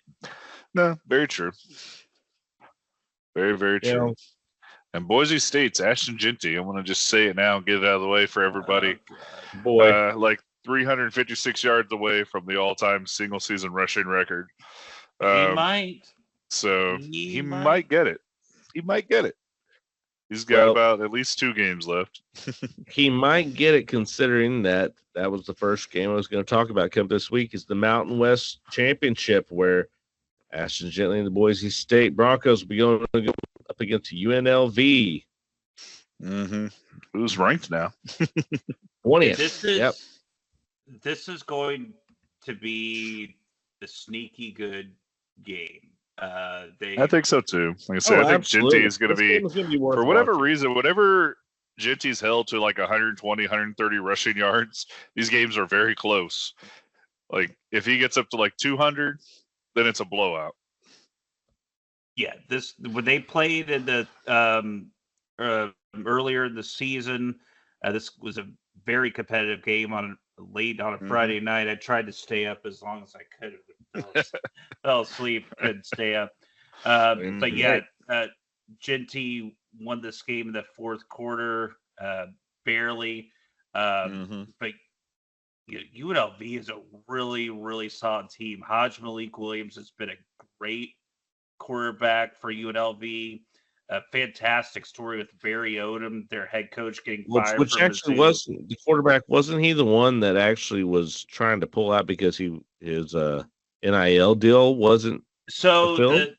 The first and that's a great part of the story too. Matthew Sluka, who was the quarterback to start off the year, pulled out of his NIL or pulled out of his commitment to UNLV because he said they didn't pay him enough money. Hajj Malik Williams steps in and takes them to the Mountain West Championship. And a 10-2 record. Yeah, it's a great story. And Barry Odom has done a fantastic job, who's a former head coach at Missouri. And yes, if UNLV, just to remind people, if UNLV wins this game, yes, they're in the college football playoff. They knocked out Boise State. So just because they're ranked against Ashton Gentry, but go UNLV. Let's go Rebels. Chaos. Yeah, I think Boise State's still in the playoffs, in all honesty, even if they lose this game. Just because, I mean, you got three lost teams. Well, okay, like Alabama probably falls out or somebody. Let's just start this debate, though. But do you really think – hold on. But do you think that the committee would put a 2-loss Boise State in over 3-loss Alabama? I hope so. No. I mean, you would hope so, but yeah, especially this year. But school to a Mountain West school is the problem. It's not happening. Yeah, I'm thinking more Arizona State might be falling out, but if they win too, if they win, that makes it much harder. Well, their championship game. Well, the thing is with the Big 12 championship game, it's winners in, losers out. There's no debate between. There's no chance for an at-large for either of those teams in the Big 12 championship game. And yeah, who would have thought at the start of the year that the Arizona State and Iowa State would be the Big 12 championship game? Nobody. No one would have picked Arizona State. Iowa State either. Yeah. Iowa State's first ever 10-win season. Right. And then Arizona State was picked like probably, somewhere along the lines of 13th to 14th. Yeah, I think they feel like that'd be where Arizona was going to finish. Right. About the end of the conference. But you have to give credit to Kenny Dillingham and what he's done. And also the head coach of Arizona State. He was pulled over from Dan Lanning's staff at Oregon. And if for those that haven't watched Cam Skattebo play for Arizona State, their star running back, he is a fun player to watch. And so I think the key in this game will be is whether or not Iowa State can control the running game of Arizona State. I anticipate this game to be very, very close. And Rocco Becht, who's the great Anthony Becht's kid. I'm sure Maggie may remember Anthony Becht, the New York Jet tight end back from the day. Who's the quarterback? She was only favored by 2 points right now. Yeah, so. and a part of me feels that Iowa State. I'm a little surprised Iowa State wasn't favored in this game because I think this is a good matchup for Iowa State. I like them kind of on their defensive line to control Scatterboo, and I think that Rocco Beck can make some plays in the air. And Higgins is a great, great wide receiver. Jaden Higgins, that is. And this is going to be, people say, oh, well, how can you watch a Big 12 championship game when it's the 15th and the 16th best team in the country? They're just going to both immediately get out in the college football playoff. Well, I think to me, it's exciting because it's going to be a very, very close game, and it's for a playoff spot, and we've never seen anything like this before. So true. And Arizona State, intrigued. I mean, if you're going against Penn State like it's currently matched up, you have a very good chance, I think, of beating Penn State and Arizona or an Iowa State. The only thing that'll be tough is going to Happy Valley in December, which we have none of us have ever seen before. No one has ever seen December football in Happy Valley. Yep. All right. So we've already hit that, and the Big 12 as it is. So go ahead and throw in the American Championship, where you got number 24 Army, Tulane. Way to go, Army. Good for them. I know. I'm just throwing this one in because this doesn't really matter when it comes to playoff championship. Just throwing it in real quick. Well, no, it's fun. Quick it's fun, but I think this is an audition for John Sumrall, the head coach of Tulane, looking to get his next head coaching gig. He's been connected to, or he was connected to multiple SEC schools. However, I think most of those SEC schools are going to keep their respective head coaches, but I wouldn't be surprised to see him leave. Maybe he can go to a North Carolina or an Ohio State if Tay gets fired. Yeah, well, I think North Carolina would be definitely a realistic destination for him. I think Tulane, that there is maybe an outside chance that they would somehow sneak into the playoff as a group of 5, but with that Memphis loss on Thanksgiving, that eliminated those chances. So Tulane is just simply playing for an American Athletic Conference championship at this point. Army's had a fantastic year, both run-centric teams, but I think there's too many athletes on Tulane to where Army just can't consistently keep up with Tulane. So I like Tulane in this game fairly easily. Interesting hot take. Go Army. Army's only loss. No, sure, yeah. I hope Army wins. That'd be a great story. Especially then after that, going to the Army-Navy game, which is one of my favorite games of the year. Yeah, did they play Navy after? Yeah, the following week. Yep.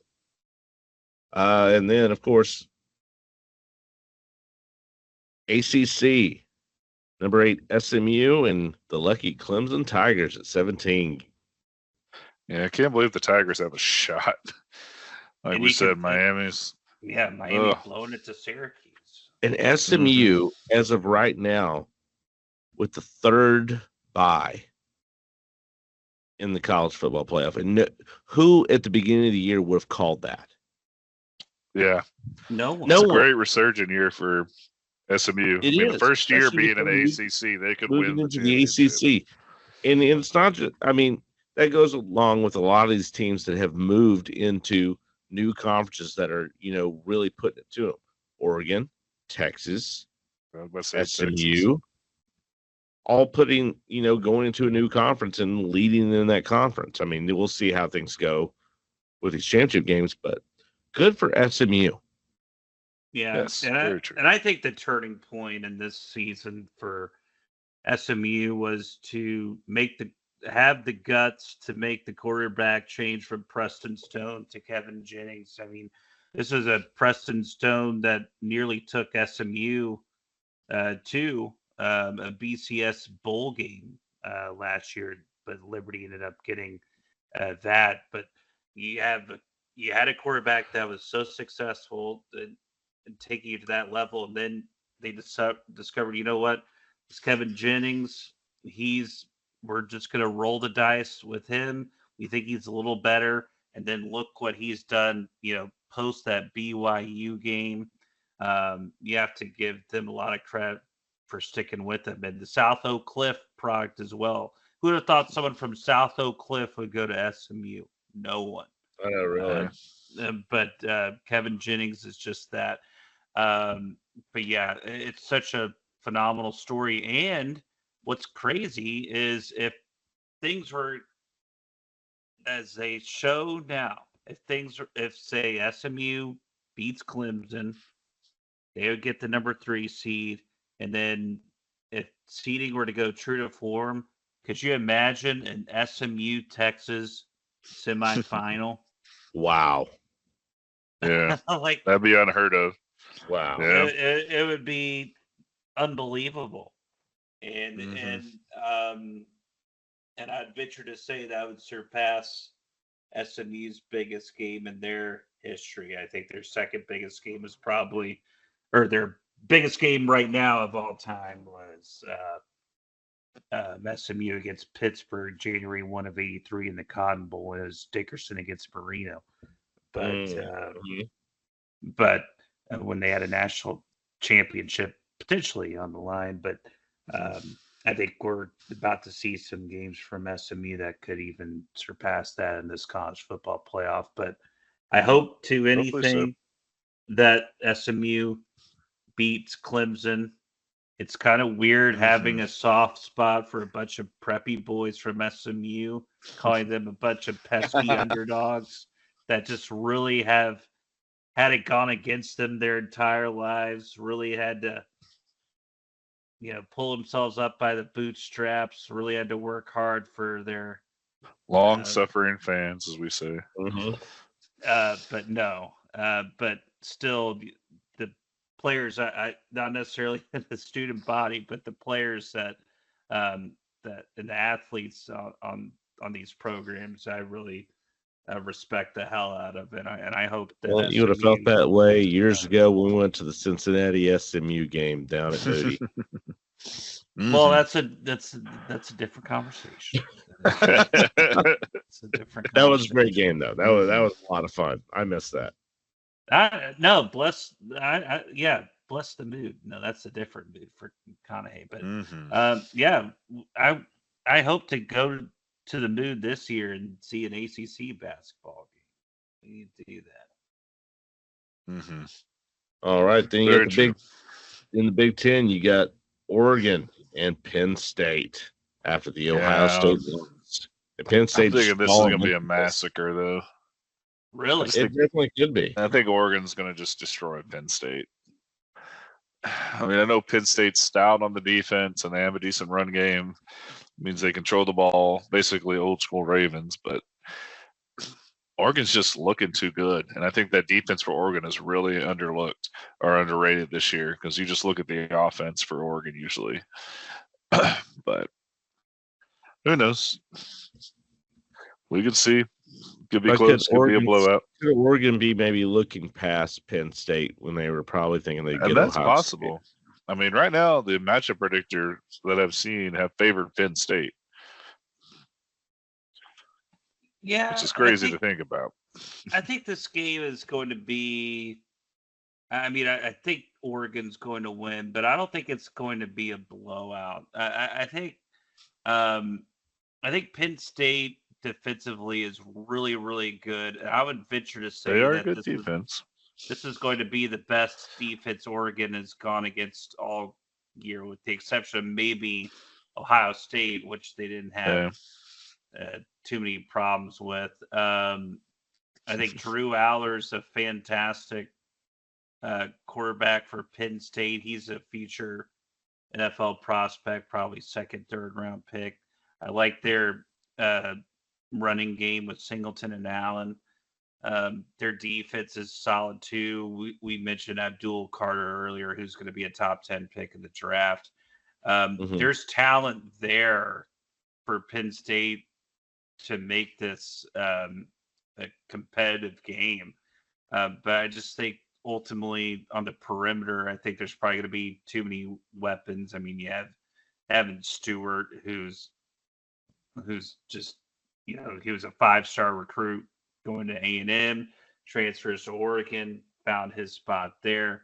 They have Holden, they have Tez Johnson, they just have a plethora of wide receivers, Jordan James, Dylan Gabriel. If it weren't for Travis Hunter and Ashton Genty, that'd be someone that gets serious consideration for the Heisman Trophy. Very Still true. may be invited to New Yeah. York, but Yeah, especially with Cam Ward's recent loss.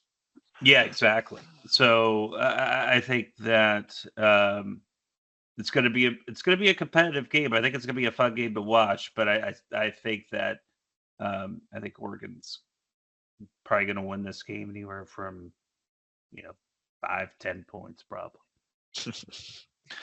Maybe. Yeah, I don't think it'll be I a think they're blowout. going to win by like 10, in all honesty. Well, 10's not a blowout. You Eh. said blowout, and 10 is not a blowout. Blowout is like 20, 21 points. I Come think on. in a championship I'd game, a say 10-point win is double-digit win is a blowout. I think in these championship 10, games. 10 points is not a No. blowout. That is not a blowout by any means. Okay, It's whatever. a 2-score game. That's a 2-score game. I would say if it's Unless like Justin Tucker misses a 17, kick again. If it's 17 16 and up, to where Mhm. you're out of a 2, if you're a 3-score game, to where it's double digits, 3-score game. Then so that's you're you consider that a 17 up, blowout. Okay. I consider that a blowout, but no, below that, that's not a blowout. No. All right.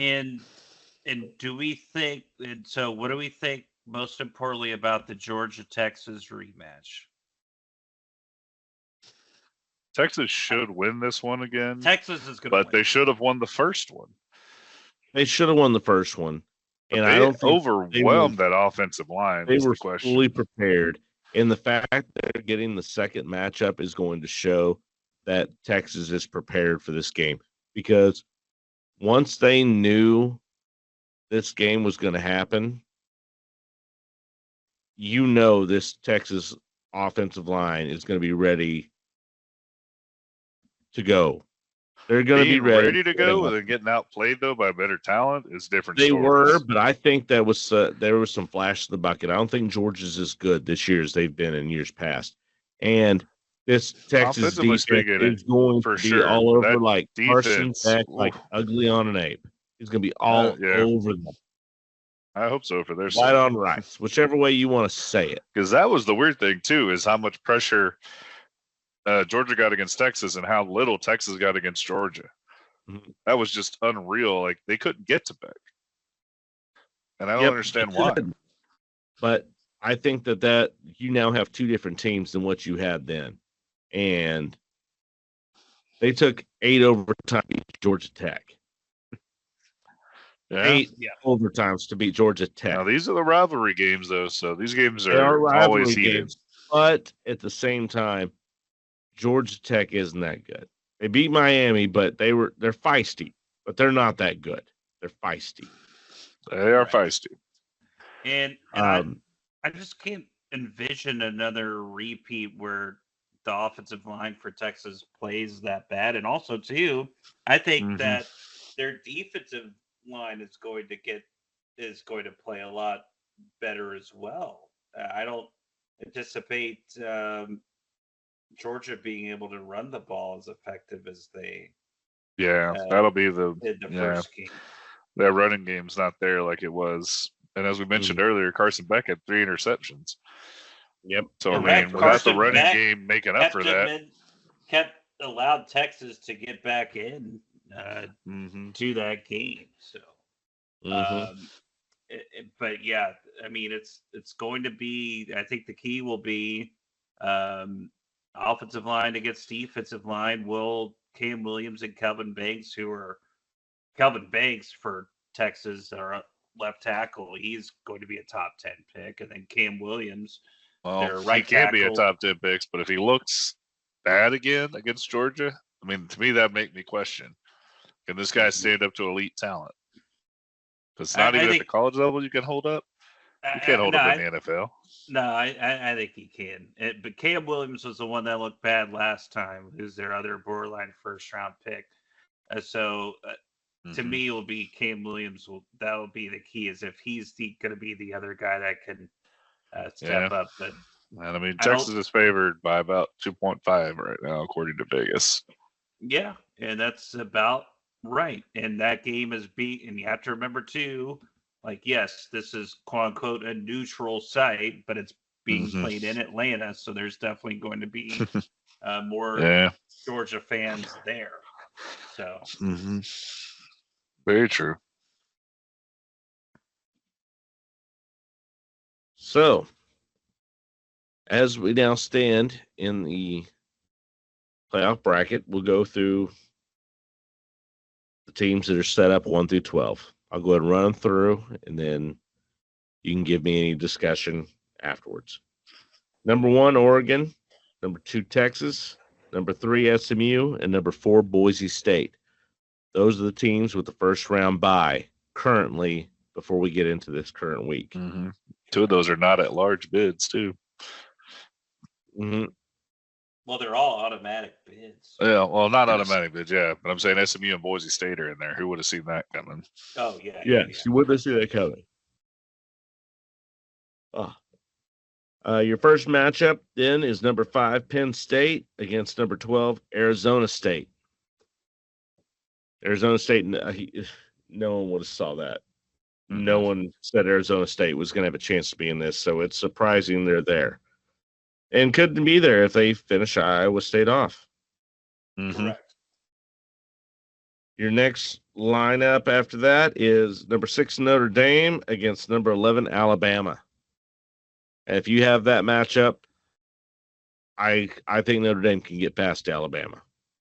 And then the question is if Notre Dame could then get past SMU. Which, excuse me, the way SMU is playing, I don't see that happening. As long as they don't play like they did against Duke, SMU will be fine. True. Yeah, the key is they still won that. Albeit had no business winning until you watched. Sure. After that, you've got number 7, Georgia, against number 10, Indiana. That to me is interesting. Really? I mean, they got blown out by Ohio State. Indiana did. I'm not sold on Georgia. Ohio State, but I'm not sold on Georgia, and I think Indiana maybe learned a few things from that game. At least you hope they did. Yeah, I mean, I hope that defense tightens up. If that defense tightens up, it could be interesting. I said I'm intrigued to watch this game. Didn't say Indiana's going to beat them. Just said I'm intrigued. Yeah. Now these are all hypothetical, of course, until the I end could of next see week. it getting out of hand quickly, and then me changing the channel very quickly. That's like I would be, I would be in on the first quarter, and if Georgia's run it up like 21-0, okay, yeah, I'm done. I'm not watching this game. It's done. Yeah. And then you've got, at this point, Ohio State and Tennessee, which we talked about earlier. And what Ohio State are you going to get? Because they're coming off loss to Michigan, the brawl afterwards, Ryan Day proving he doesn't have the leadership over his team, and then you're coming in against a Tennessee team that is going to be coming in with something to prove they deserve to be there. To me, I take Tennessee in that. If that's the matchup where it ends up being, I'd take Tennessee in that matchup. Yeah, I mean, like I said earlier, I mean, the boogeyman for day is Michigan State, or Michigan, excuse me. Like they're 1-4, but they're 40. He's 41-7 against other ranked opponents. True. So I mean, he usually comes to play against the other teams. But as shell shocked as he was, I don't think he's over it. I still think he's still having nightmares about that game because he could have some PTSD from it or whatever. This was the year he's finally gonna do it. Yeah, get the monkey off the back. And no, Womp that womp. monkey's still just sitting there, just squatting and throwing poop in It's his a bag of his gorilla hand. right now. It's not a monkey anymore. Worse Yes. than ever.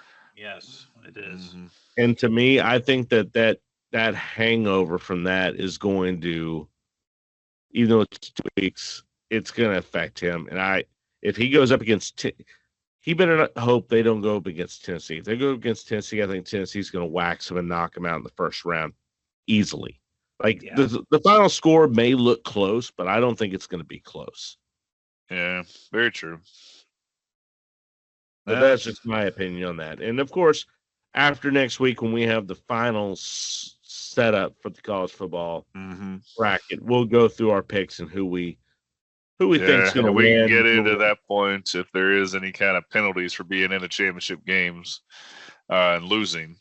We can debate that at that time. Yeah, and I think that's kind of the only thing that I wanted to say after this is just I feel if things hold true to form, if the favorites win, then I think this is pretty much the bracket that we will see.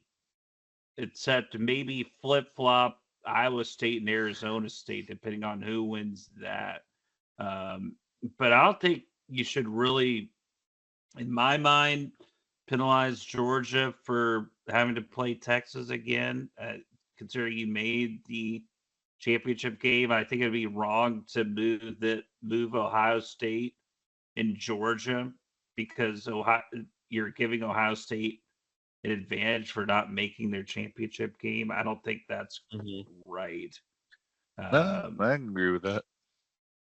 But I think the one interesting, there's going to be a couple interesting things that could happen. One more likely than the other is, so if Boise State loses to UNLV, we know UNLV is automatically in the playoff at that point. Would Boise get in that large bid? Probably not. Now, also, if SMU lost to Clemson, we know Clemson would get into the playoff at that point. Would SMU knock off Alabama? That will be the key to me, and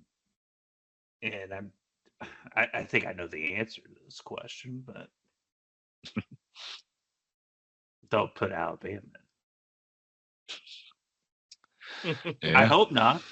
I mean, would you take 2-loss SMU, or what would you think? Yeah, you got a point. I would take 2-loss SMU.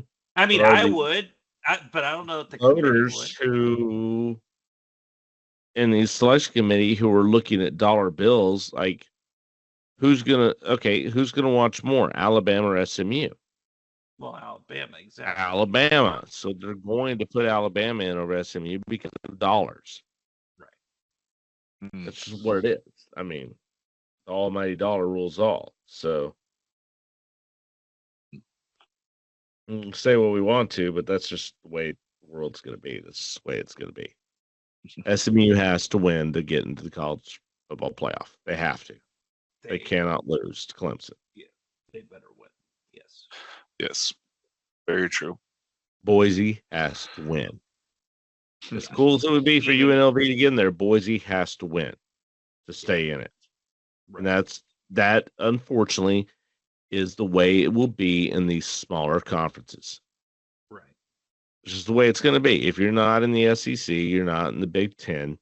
Really, it's SEC and Big Ten. That's the way it is. Because SMU, they're now in the ACC. You say smaller conferences. They're now a smaller conference. That's what it is. It's a 2-conference league. That's just what it is.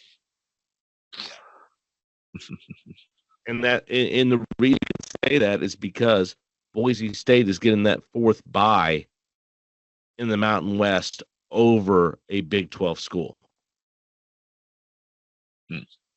Right. To me, that says a lot. ACC, I understand. That's well-established, but it was always said that the Big 12, ACC, SEC, Big 10, before the Pac-10, where the big schools, Mountain West was a secondary league. Mm-hmm. Well, Mountain West is one of the buys, and the Big 12 is now fighting for a spot. Because looking down the lineup, Arizona State's the only Big 12 school in it, and they're the 12th seed, the very last seed. Right. So, and which is crazy because this was designed to have the group of 5 be the 12th seed. But right now, since Boise is so highly ranked, if they beat UNLV, they will get that bye. And they should, as well they should. And they should, because their only loss was Oregon.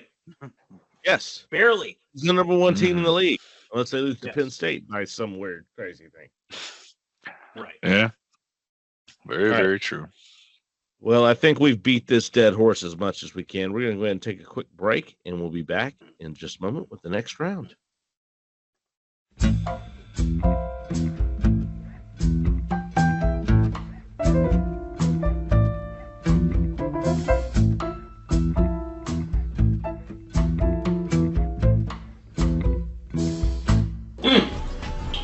That's good.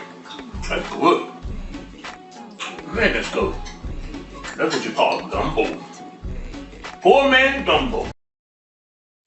And welcome back from the break as we're ready to get into the final round of Sports Gumbo. And we've got quite a few things to talk about, but we're going to go ahead and hit those up and knock them out. Add them to the gumbo right now. And Caleb, go ahead and throw in your first ingredient. My ingredient is sad, but UConn. Tastes good. They do. UConn falling horribly. 23 spots from number 2 to 25 in the AP rankings. If you're looking at the net rankings, they're not even there. But very deserved drop, though. They looked absolutely horrible in the Maui tournament. And Hurley's got to keep his temper under control. Oh, my gosh. He cost him pretty much that first game against Memphis with his technical foul late in the game. But you know what you just said, right? You know what you just said, right? Hurley keeping his temper under control? Come on. I know. Come on. Yeah. I know it's not going to happen. It was impossible. It cost them a game. But, I mean, losing to Dayton as bad as they did, too, is unexcusable. But 3 straight losses, and I'm going to steal a little bit of Jeff's speech again here, too, when we talked about it before. When you go into these tournaments and you play these games so quickly back-to-back, you don't necessarily have time to make changes or practice or do these type of things you normally would in typical week of a college season and how it goes. So, I mean, it's understandable. Once the ball got rolling, they just lost, and they didn't even show up in that last game against Dayton. So, well-deserved fall out of the rankings, but does seem a little harsh, but they deserved it for sure to tumble. Yeah, I mean, let's see. I mean, Memphis, I think, seems to be a legitimate top 25 team at this point. However, at the time, I think Colorado is okay, but and then Dayton, though, being unranked as well, and you go from the number 2 team. That's 3 unranked teams you lost, and finishing last in the tournament, which is which is nuts for being the last time that happened was North Carolina when they were ranked last year, then fell out of the top 25, never to return. Well, they returned later, but then they got out again. Right. So it's not a good sign for the year at this point now. And we'll see later on when they play Baylor this Wednesday if maybe they've learned some lessons and can turn it around a little. But yeah, they've got, like we said, murder's roll. Needs to learn how to keep his mouth shut sometimes. Look, I understand that he's won back-to-back national championships and then he's a god there, but like you cannot do that. You just cannot break. Not when it costs you games. Where it costs you games. That's just completely unacceptable. Yep, very true. But yeah, that's my sad story and all I've got. All right, Jeff, you're next. All right, so it's been a little bit of a rough stretch these past couple weeks for my beloved Timberwolves. However, we have gone ahead and yes, indeed. However, we've gone ahead and swept the LA teams. We had a very, very close win to the Clippers at home on Friday night in NBA Cup play. And in case anyone was wondering, our court was green. And then, and which everyone can agree that NBA Cup courts are god awful. And we played on a much cooler court tonight. Our home court, our jerseys were badass tonight, or excuse me, on Monday night rather. And we destroyed the Lakers 109-80. We're 500 right now. So it's been a little difficult trying to gauge the identity of this Minnesota Timberwolves team. I think our defense is still solid, but it's not what it was. We lost more to Twin Towers in years past. But but I'll take Julius Randle. I'll still support that trade to this day. Even if it doesn't work out, I still think it was time for him to go. And I think the thing that's disappointing to me is I think Jaden Daniels doesn't seem to have been as good defensively this year. Dante DiVincenzo has been a disappointment, which I was really banking on him to be a valuable part of this team. And as we discussed, on multiple podcasts before, Father Time maybe catching up to Mike Conley at this point. So, but we'll see. We'll see. I mean, this team might, make the playoffs, but I really, at this point, do not envision this team competing for an NBA championship. Now, another team that I do think about, or that I do think can compete for an NBA championship, is the Dallas Mavericks. After a little bit of a slow start of their own, they have won 5 games in a row, including tonight, after being down by double-digit points in the second half. They were down 13 going into the fourth quarter. Defeat the Grizzlies 39 to great game. 1. In the all-blue court of the Dallas Mavericks tonight, as we are in NBA Cup group Stop play. Blue colored courts. Stop with the colored courts, NBA. No one likes it. Stop it. Just stop with the NBA Cup would be. Yes. Stop would be nice. Forcing it on us. They're like raping us with the NBA Cup. No one wants this. They keep forcing it on us. Correct. But with that being said, the Mavericks do come back and win tonight. And it's amazing. I think you have to give Nico Harrison a ton of credit here. He's just been able to find the right role players to fit with Luka, and he picked up Kyrie Irving, and it's all just meshing together perfectly. And I don't see any reason why bringing Marshall I thought was huge, and I said that earlier when they brought him in from New Orleans. Sure.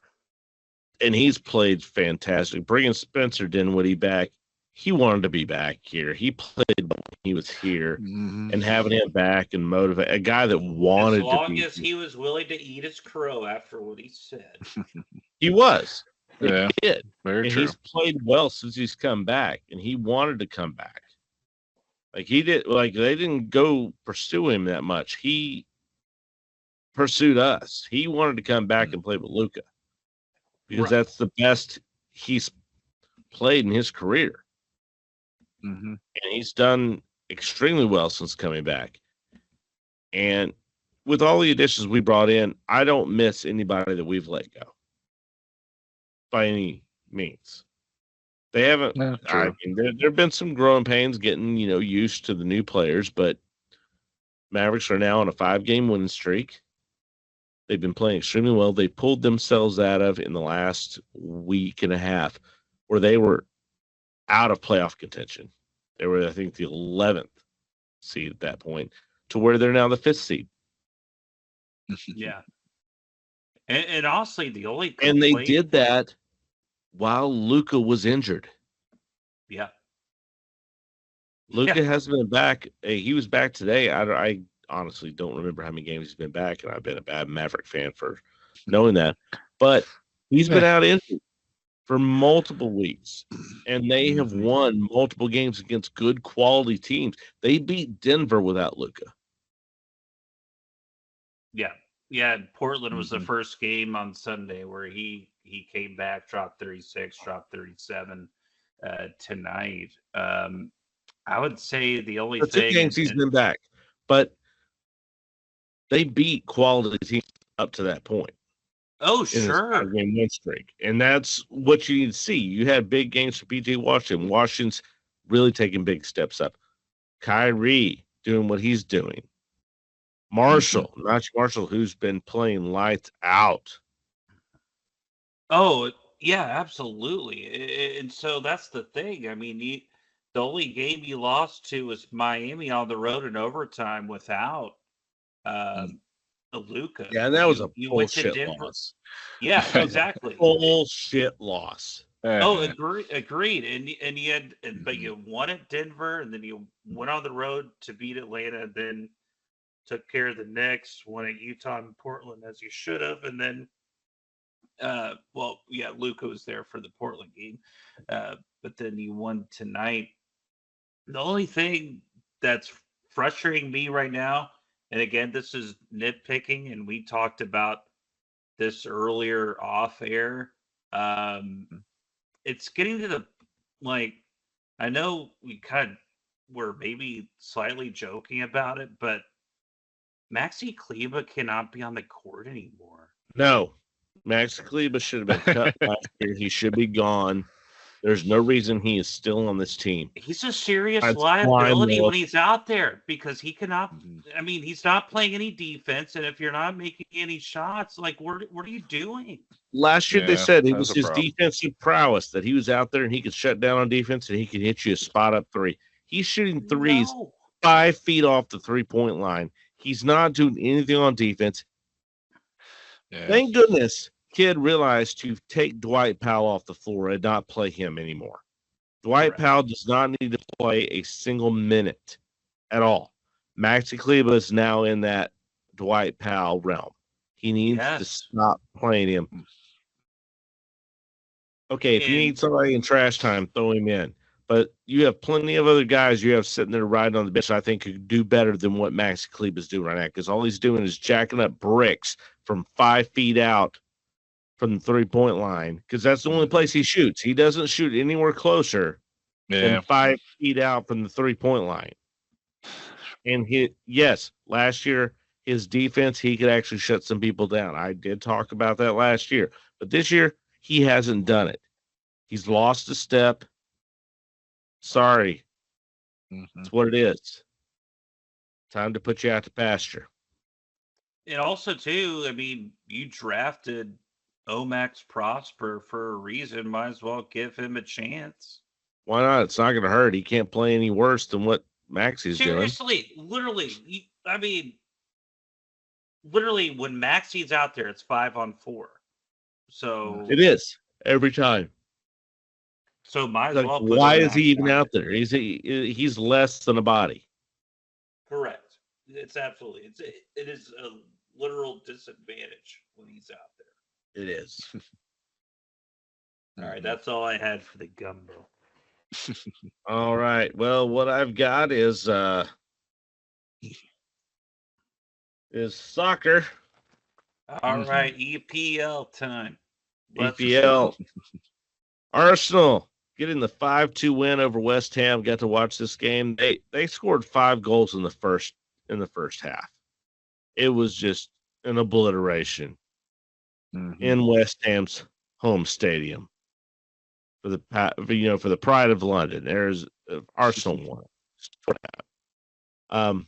Mhm. One they needed to have this playing well earlier in the season. They had dropped down to like sixth in the table, and with this win, they were able to jump up to second. They're now second in the table, only second behind Liverpool. They're only 9 points behind Liverpool. Liverpool at 34 points, Arsenal at 25. They're also tied with Chelsea at that point right there. And as big as this win was, the other one that was surprising is Manchester City, who is completely fallen down. They think they tied with Newcastle. Hold on. Well, they got their ass I kicked know. by Tottenham on Saturday, or not this past Saturday, but the Saturday Yes. before. Manchester City, the reigning 4-time champs, have not been looking good. No.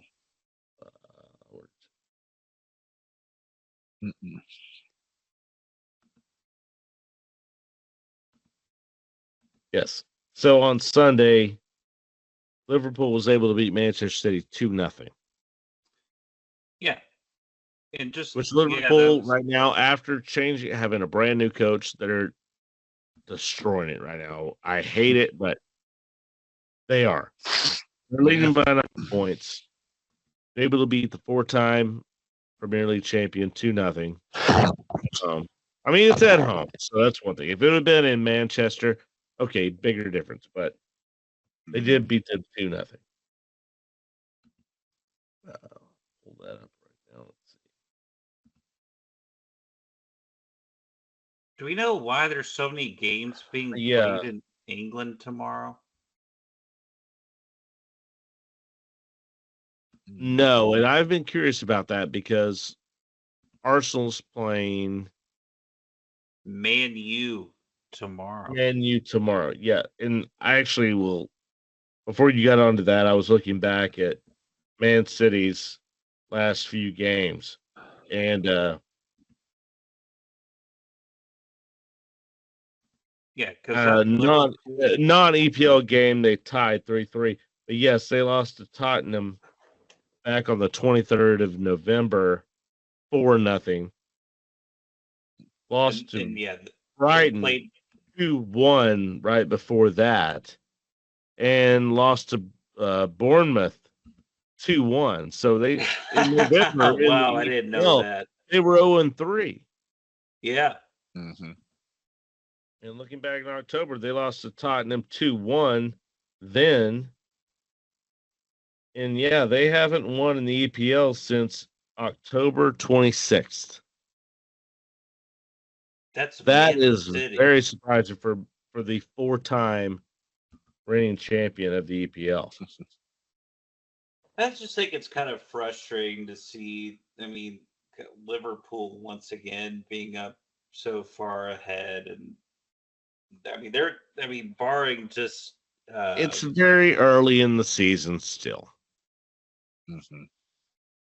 The EPL season goes for a long time, so it's early in the season. Liverpool had a huge lead last season, and they blew it. That's true. Completely blew it. Like at this point last year, it was about the same, where they had a huge lead, 8-9 point lead, and it was like, oh, no one can catch Liverpool, and they completely obliterated it. Arsenal had it, and then they lost it too, and Manchester City took it there at the end. So if we want to believe anything that's happened here recently, yeah. I do wonder why, as you said earlier, what games tomorrow and Thursday. I just find that But, odd. I do find they're so holiday, I don't think. I don't know if it's something going on in England that is with that, but Arsenal, Manchester United. I'll have that at least on my phone. I'll try to watch that after I get done with my meeting at work and at least see some of that game. And really, a game you wouldn't think would be big is Man City and Nottingham Forest. Nottingham Forest actually going from last year being close to relegation to being a top 6 team in the EPL this year. Nottingham Forest has been really good. True. Yes, the That tree right there is has been surprisingly surprisingly good. But that's what I had there is EPL talk and the to go ahead and wrap up my last little bit of the gumbo, my last ingredient to sprinkle in on top is a little Major League Baseball news with Blake Snell signing with the LA Dodgers. The rich get richer, and Yes. how the fuck are they affording this? Like, what is going on here? Mm. I wonder Who knows, man? again. You have to wonder if this is just another deferred. It has to see. be. No, it is Mhm. because here we go. 5 years, $182 million contract, $52 million up front, another $66 million deferred through 2046. Mark the fourth 9-figure signing the Dodgers have consummated over the past 12 months. There needs to be some rule on this deferred compensation because this is you just can't do this. This is just not This fair. is a loophole they're using to build a super team. Correct. Yeah, but I mean, And you can't something close needs it to up be without the done. players' union approval. Something needs to be done about this. Something needs to be done about this because it brings me to my next point. Segue. Juan Soto set to, by his manager, select his new contract by the end of this week. Hmm. The 5 teams in chance to get him Mm-hmm. are the Yankees, the Mets, the Blue Jays, the Red Sox, and the fucking Dodgers. He's set to get $600 million plus and a 15-year deal. If the Dodgers get this, I'm fighting Manfred. I'm going to I'll sell fight the him. I'm tickets. going to call him out and tell him to pick the time and the place and the location, and I will fight him because it's not fair at that point. It is absolutely not fair if Juan Soto goes to the Dodgers. I'm sorry. That's just I'll be willing to stop watching baseball, and I love watching baseball. And the problem is too with all this deferred compensation, with inflation, it's like it's really not even going to fucking matter at this point. No. So, like this is a loophole that cannot exist. No. It needs to be dealt with, and Rob Manfred needs to deal with this ASAP. Correct. Like I said, he's got to get the players' union involved in it since it's going to be contracts. He does, but at the same time, there needs to be a talk of, the players' union. I understand you're getting that for that, but if you are making a super team of this quality, no one's going to watch, which brings down revenue, which loses money for everyone. I'm not disagreeing with you, and I think it will cost I know viewers, you. I'm just saying. I know you're not disagreeing with me. I know you're given that aspect that hey, it can't just be done without getting their A-OK, and it's convincing them of going, hey, we all lose money if we don't do this shit. Yeah. We're hanging on by a thread. We're Major League. We're not the NFL here. Right. Yeah. Yeah. Very, very They don't true. have a lot of the MLB union doesn't have as much sway as the NFL union. Let's just say that. That is true. That is true.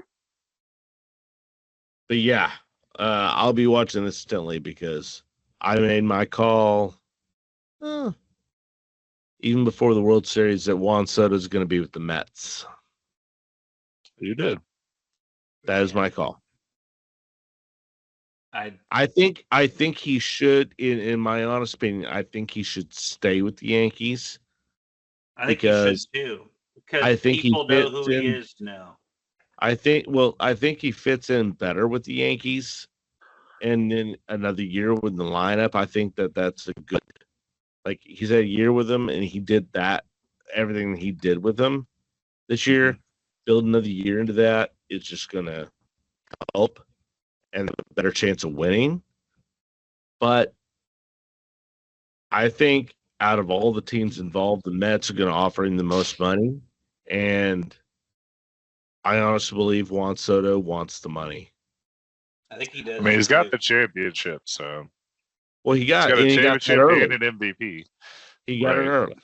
He got it Yeah. early. So now He was lucky enough to get it early. and I said this about Carmelo Anthony when he came up on free agency and he re-signed with the Knicks and said, "Yeah, I'm re-signing with the Knicks because I won a championship." No, you're doing it for the money because they're offering you the most money. Yep. Just say you want the money. No one will be mad at you. When you say Yeah. that you're signing with the Knicks for a championship, everyone's now going to be mad at you because you're not going to win a championship. Just say you want the money, and everyone will be okay with that. If they're Yeah. not, they're hardcore fans that are delusional. Don't worry about them. And I think it's been fairly evident that Soto wants money. And I don't blame him. Yeah. These guys have to make as much money as they can because after they retire from sports, unless they've taken the initiative, as Troy Aikman did, Mm-hmm. as other former players have done. And I say that because Troy Aikman took broadcasting classes while he was playing for the Cowboys Right. because he knew I need a future after this. So if Juan Soto hasn't decided what he wants to do after baseball, he needs to make as much money as he can because even my wife said, "Oh, well, they're making so much money. They're making $18 million. What is that?" Okay, well, that's going to be for the rest of their life. If they don't plan as far as a broadcasting career, as far as maybe they go open go start a farm or something. I don't know what they're going to do, but if they have no other plans, this is all the money they're going to make in their entire life. So I'm okay with any professional sports star going to make as much money as they can make while they can. Yeah. Go make it, okay. Maybe you should stay with the Yankees because you win maybe 2 rings with them. But you're going to make more money if you go to the Mets and not win a ring. But you're going to make more money and you can help your family where they don't have to worry about things for the rest of their life. You probably could do that with the Yankees too, but you're going to make more money. Or maybe your great grandkids don't have to worry about it instead of just your kids. Right. What decision are you going to make? I mean, I don't know. Me, I'm probably taking the money. No, Yeah. I'm not gonna lie. I'm probably going to take the money. Yeah. Rings true. are nice. Rings are great. I have a ring from the minor league baseball team I worked for that won the championship. I have a ring. It's great. Well, yes, for you and your You grandparents. know what? I take the money. And Yes. I don't blame any athlete that takes the money. I don't blame them. Yeah, and I At all. think it's something to be said too. These stars like to be recruited, just like LeBron wanted to be recruited Oh yeah, he did. because he never was recruited coming out of high Right. school. Yeah. Yep. True. Yeah. True. Oh, I don't blame any athlete that wants money. Good for him. That's what you did. You've worked your ass off to get it. go get it Mhm. because a lot of them haven't planned after that, and get as much money as you can. Right. And Exactly. hopefully they have planned to continue it afterwards. But most of them don't. That's why they need a financial planner. But that's a conversation for another day. Yes. All right. Well, unless you guys got anything else, I think we'll go ahead and wrap up this week's episode. I'd like to thank everyone for joining us. Please like and follow us on all of our social media platforms. Please let us know if there's anything you'd like us to talk about in previous podcasts. We'd love to hear from you. Mhm. Please let us know if you'd like to maybe even join us. Hey, we might even bring you on if you're not annoying like some people. We know those people. Exactly. But we'd like to have anybody else on. If you'd like to come join us and have a guest jump in on a segment, we'd be happy to have you. But other than that, for Jeff Amos, this is Chris Porter. We'd like to thank you for joining us again. We'll see you next week. And thank you again for joining us on the next round. Cheers. Mhm.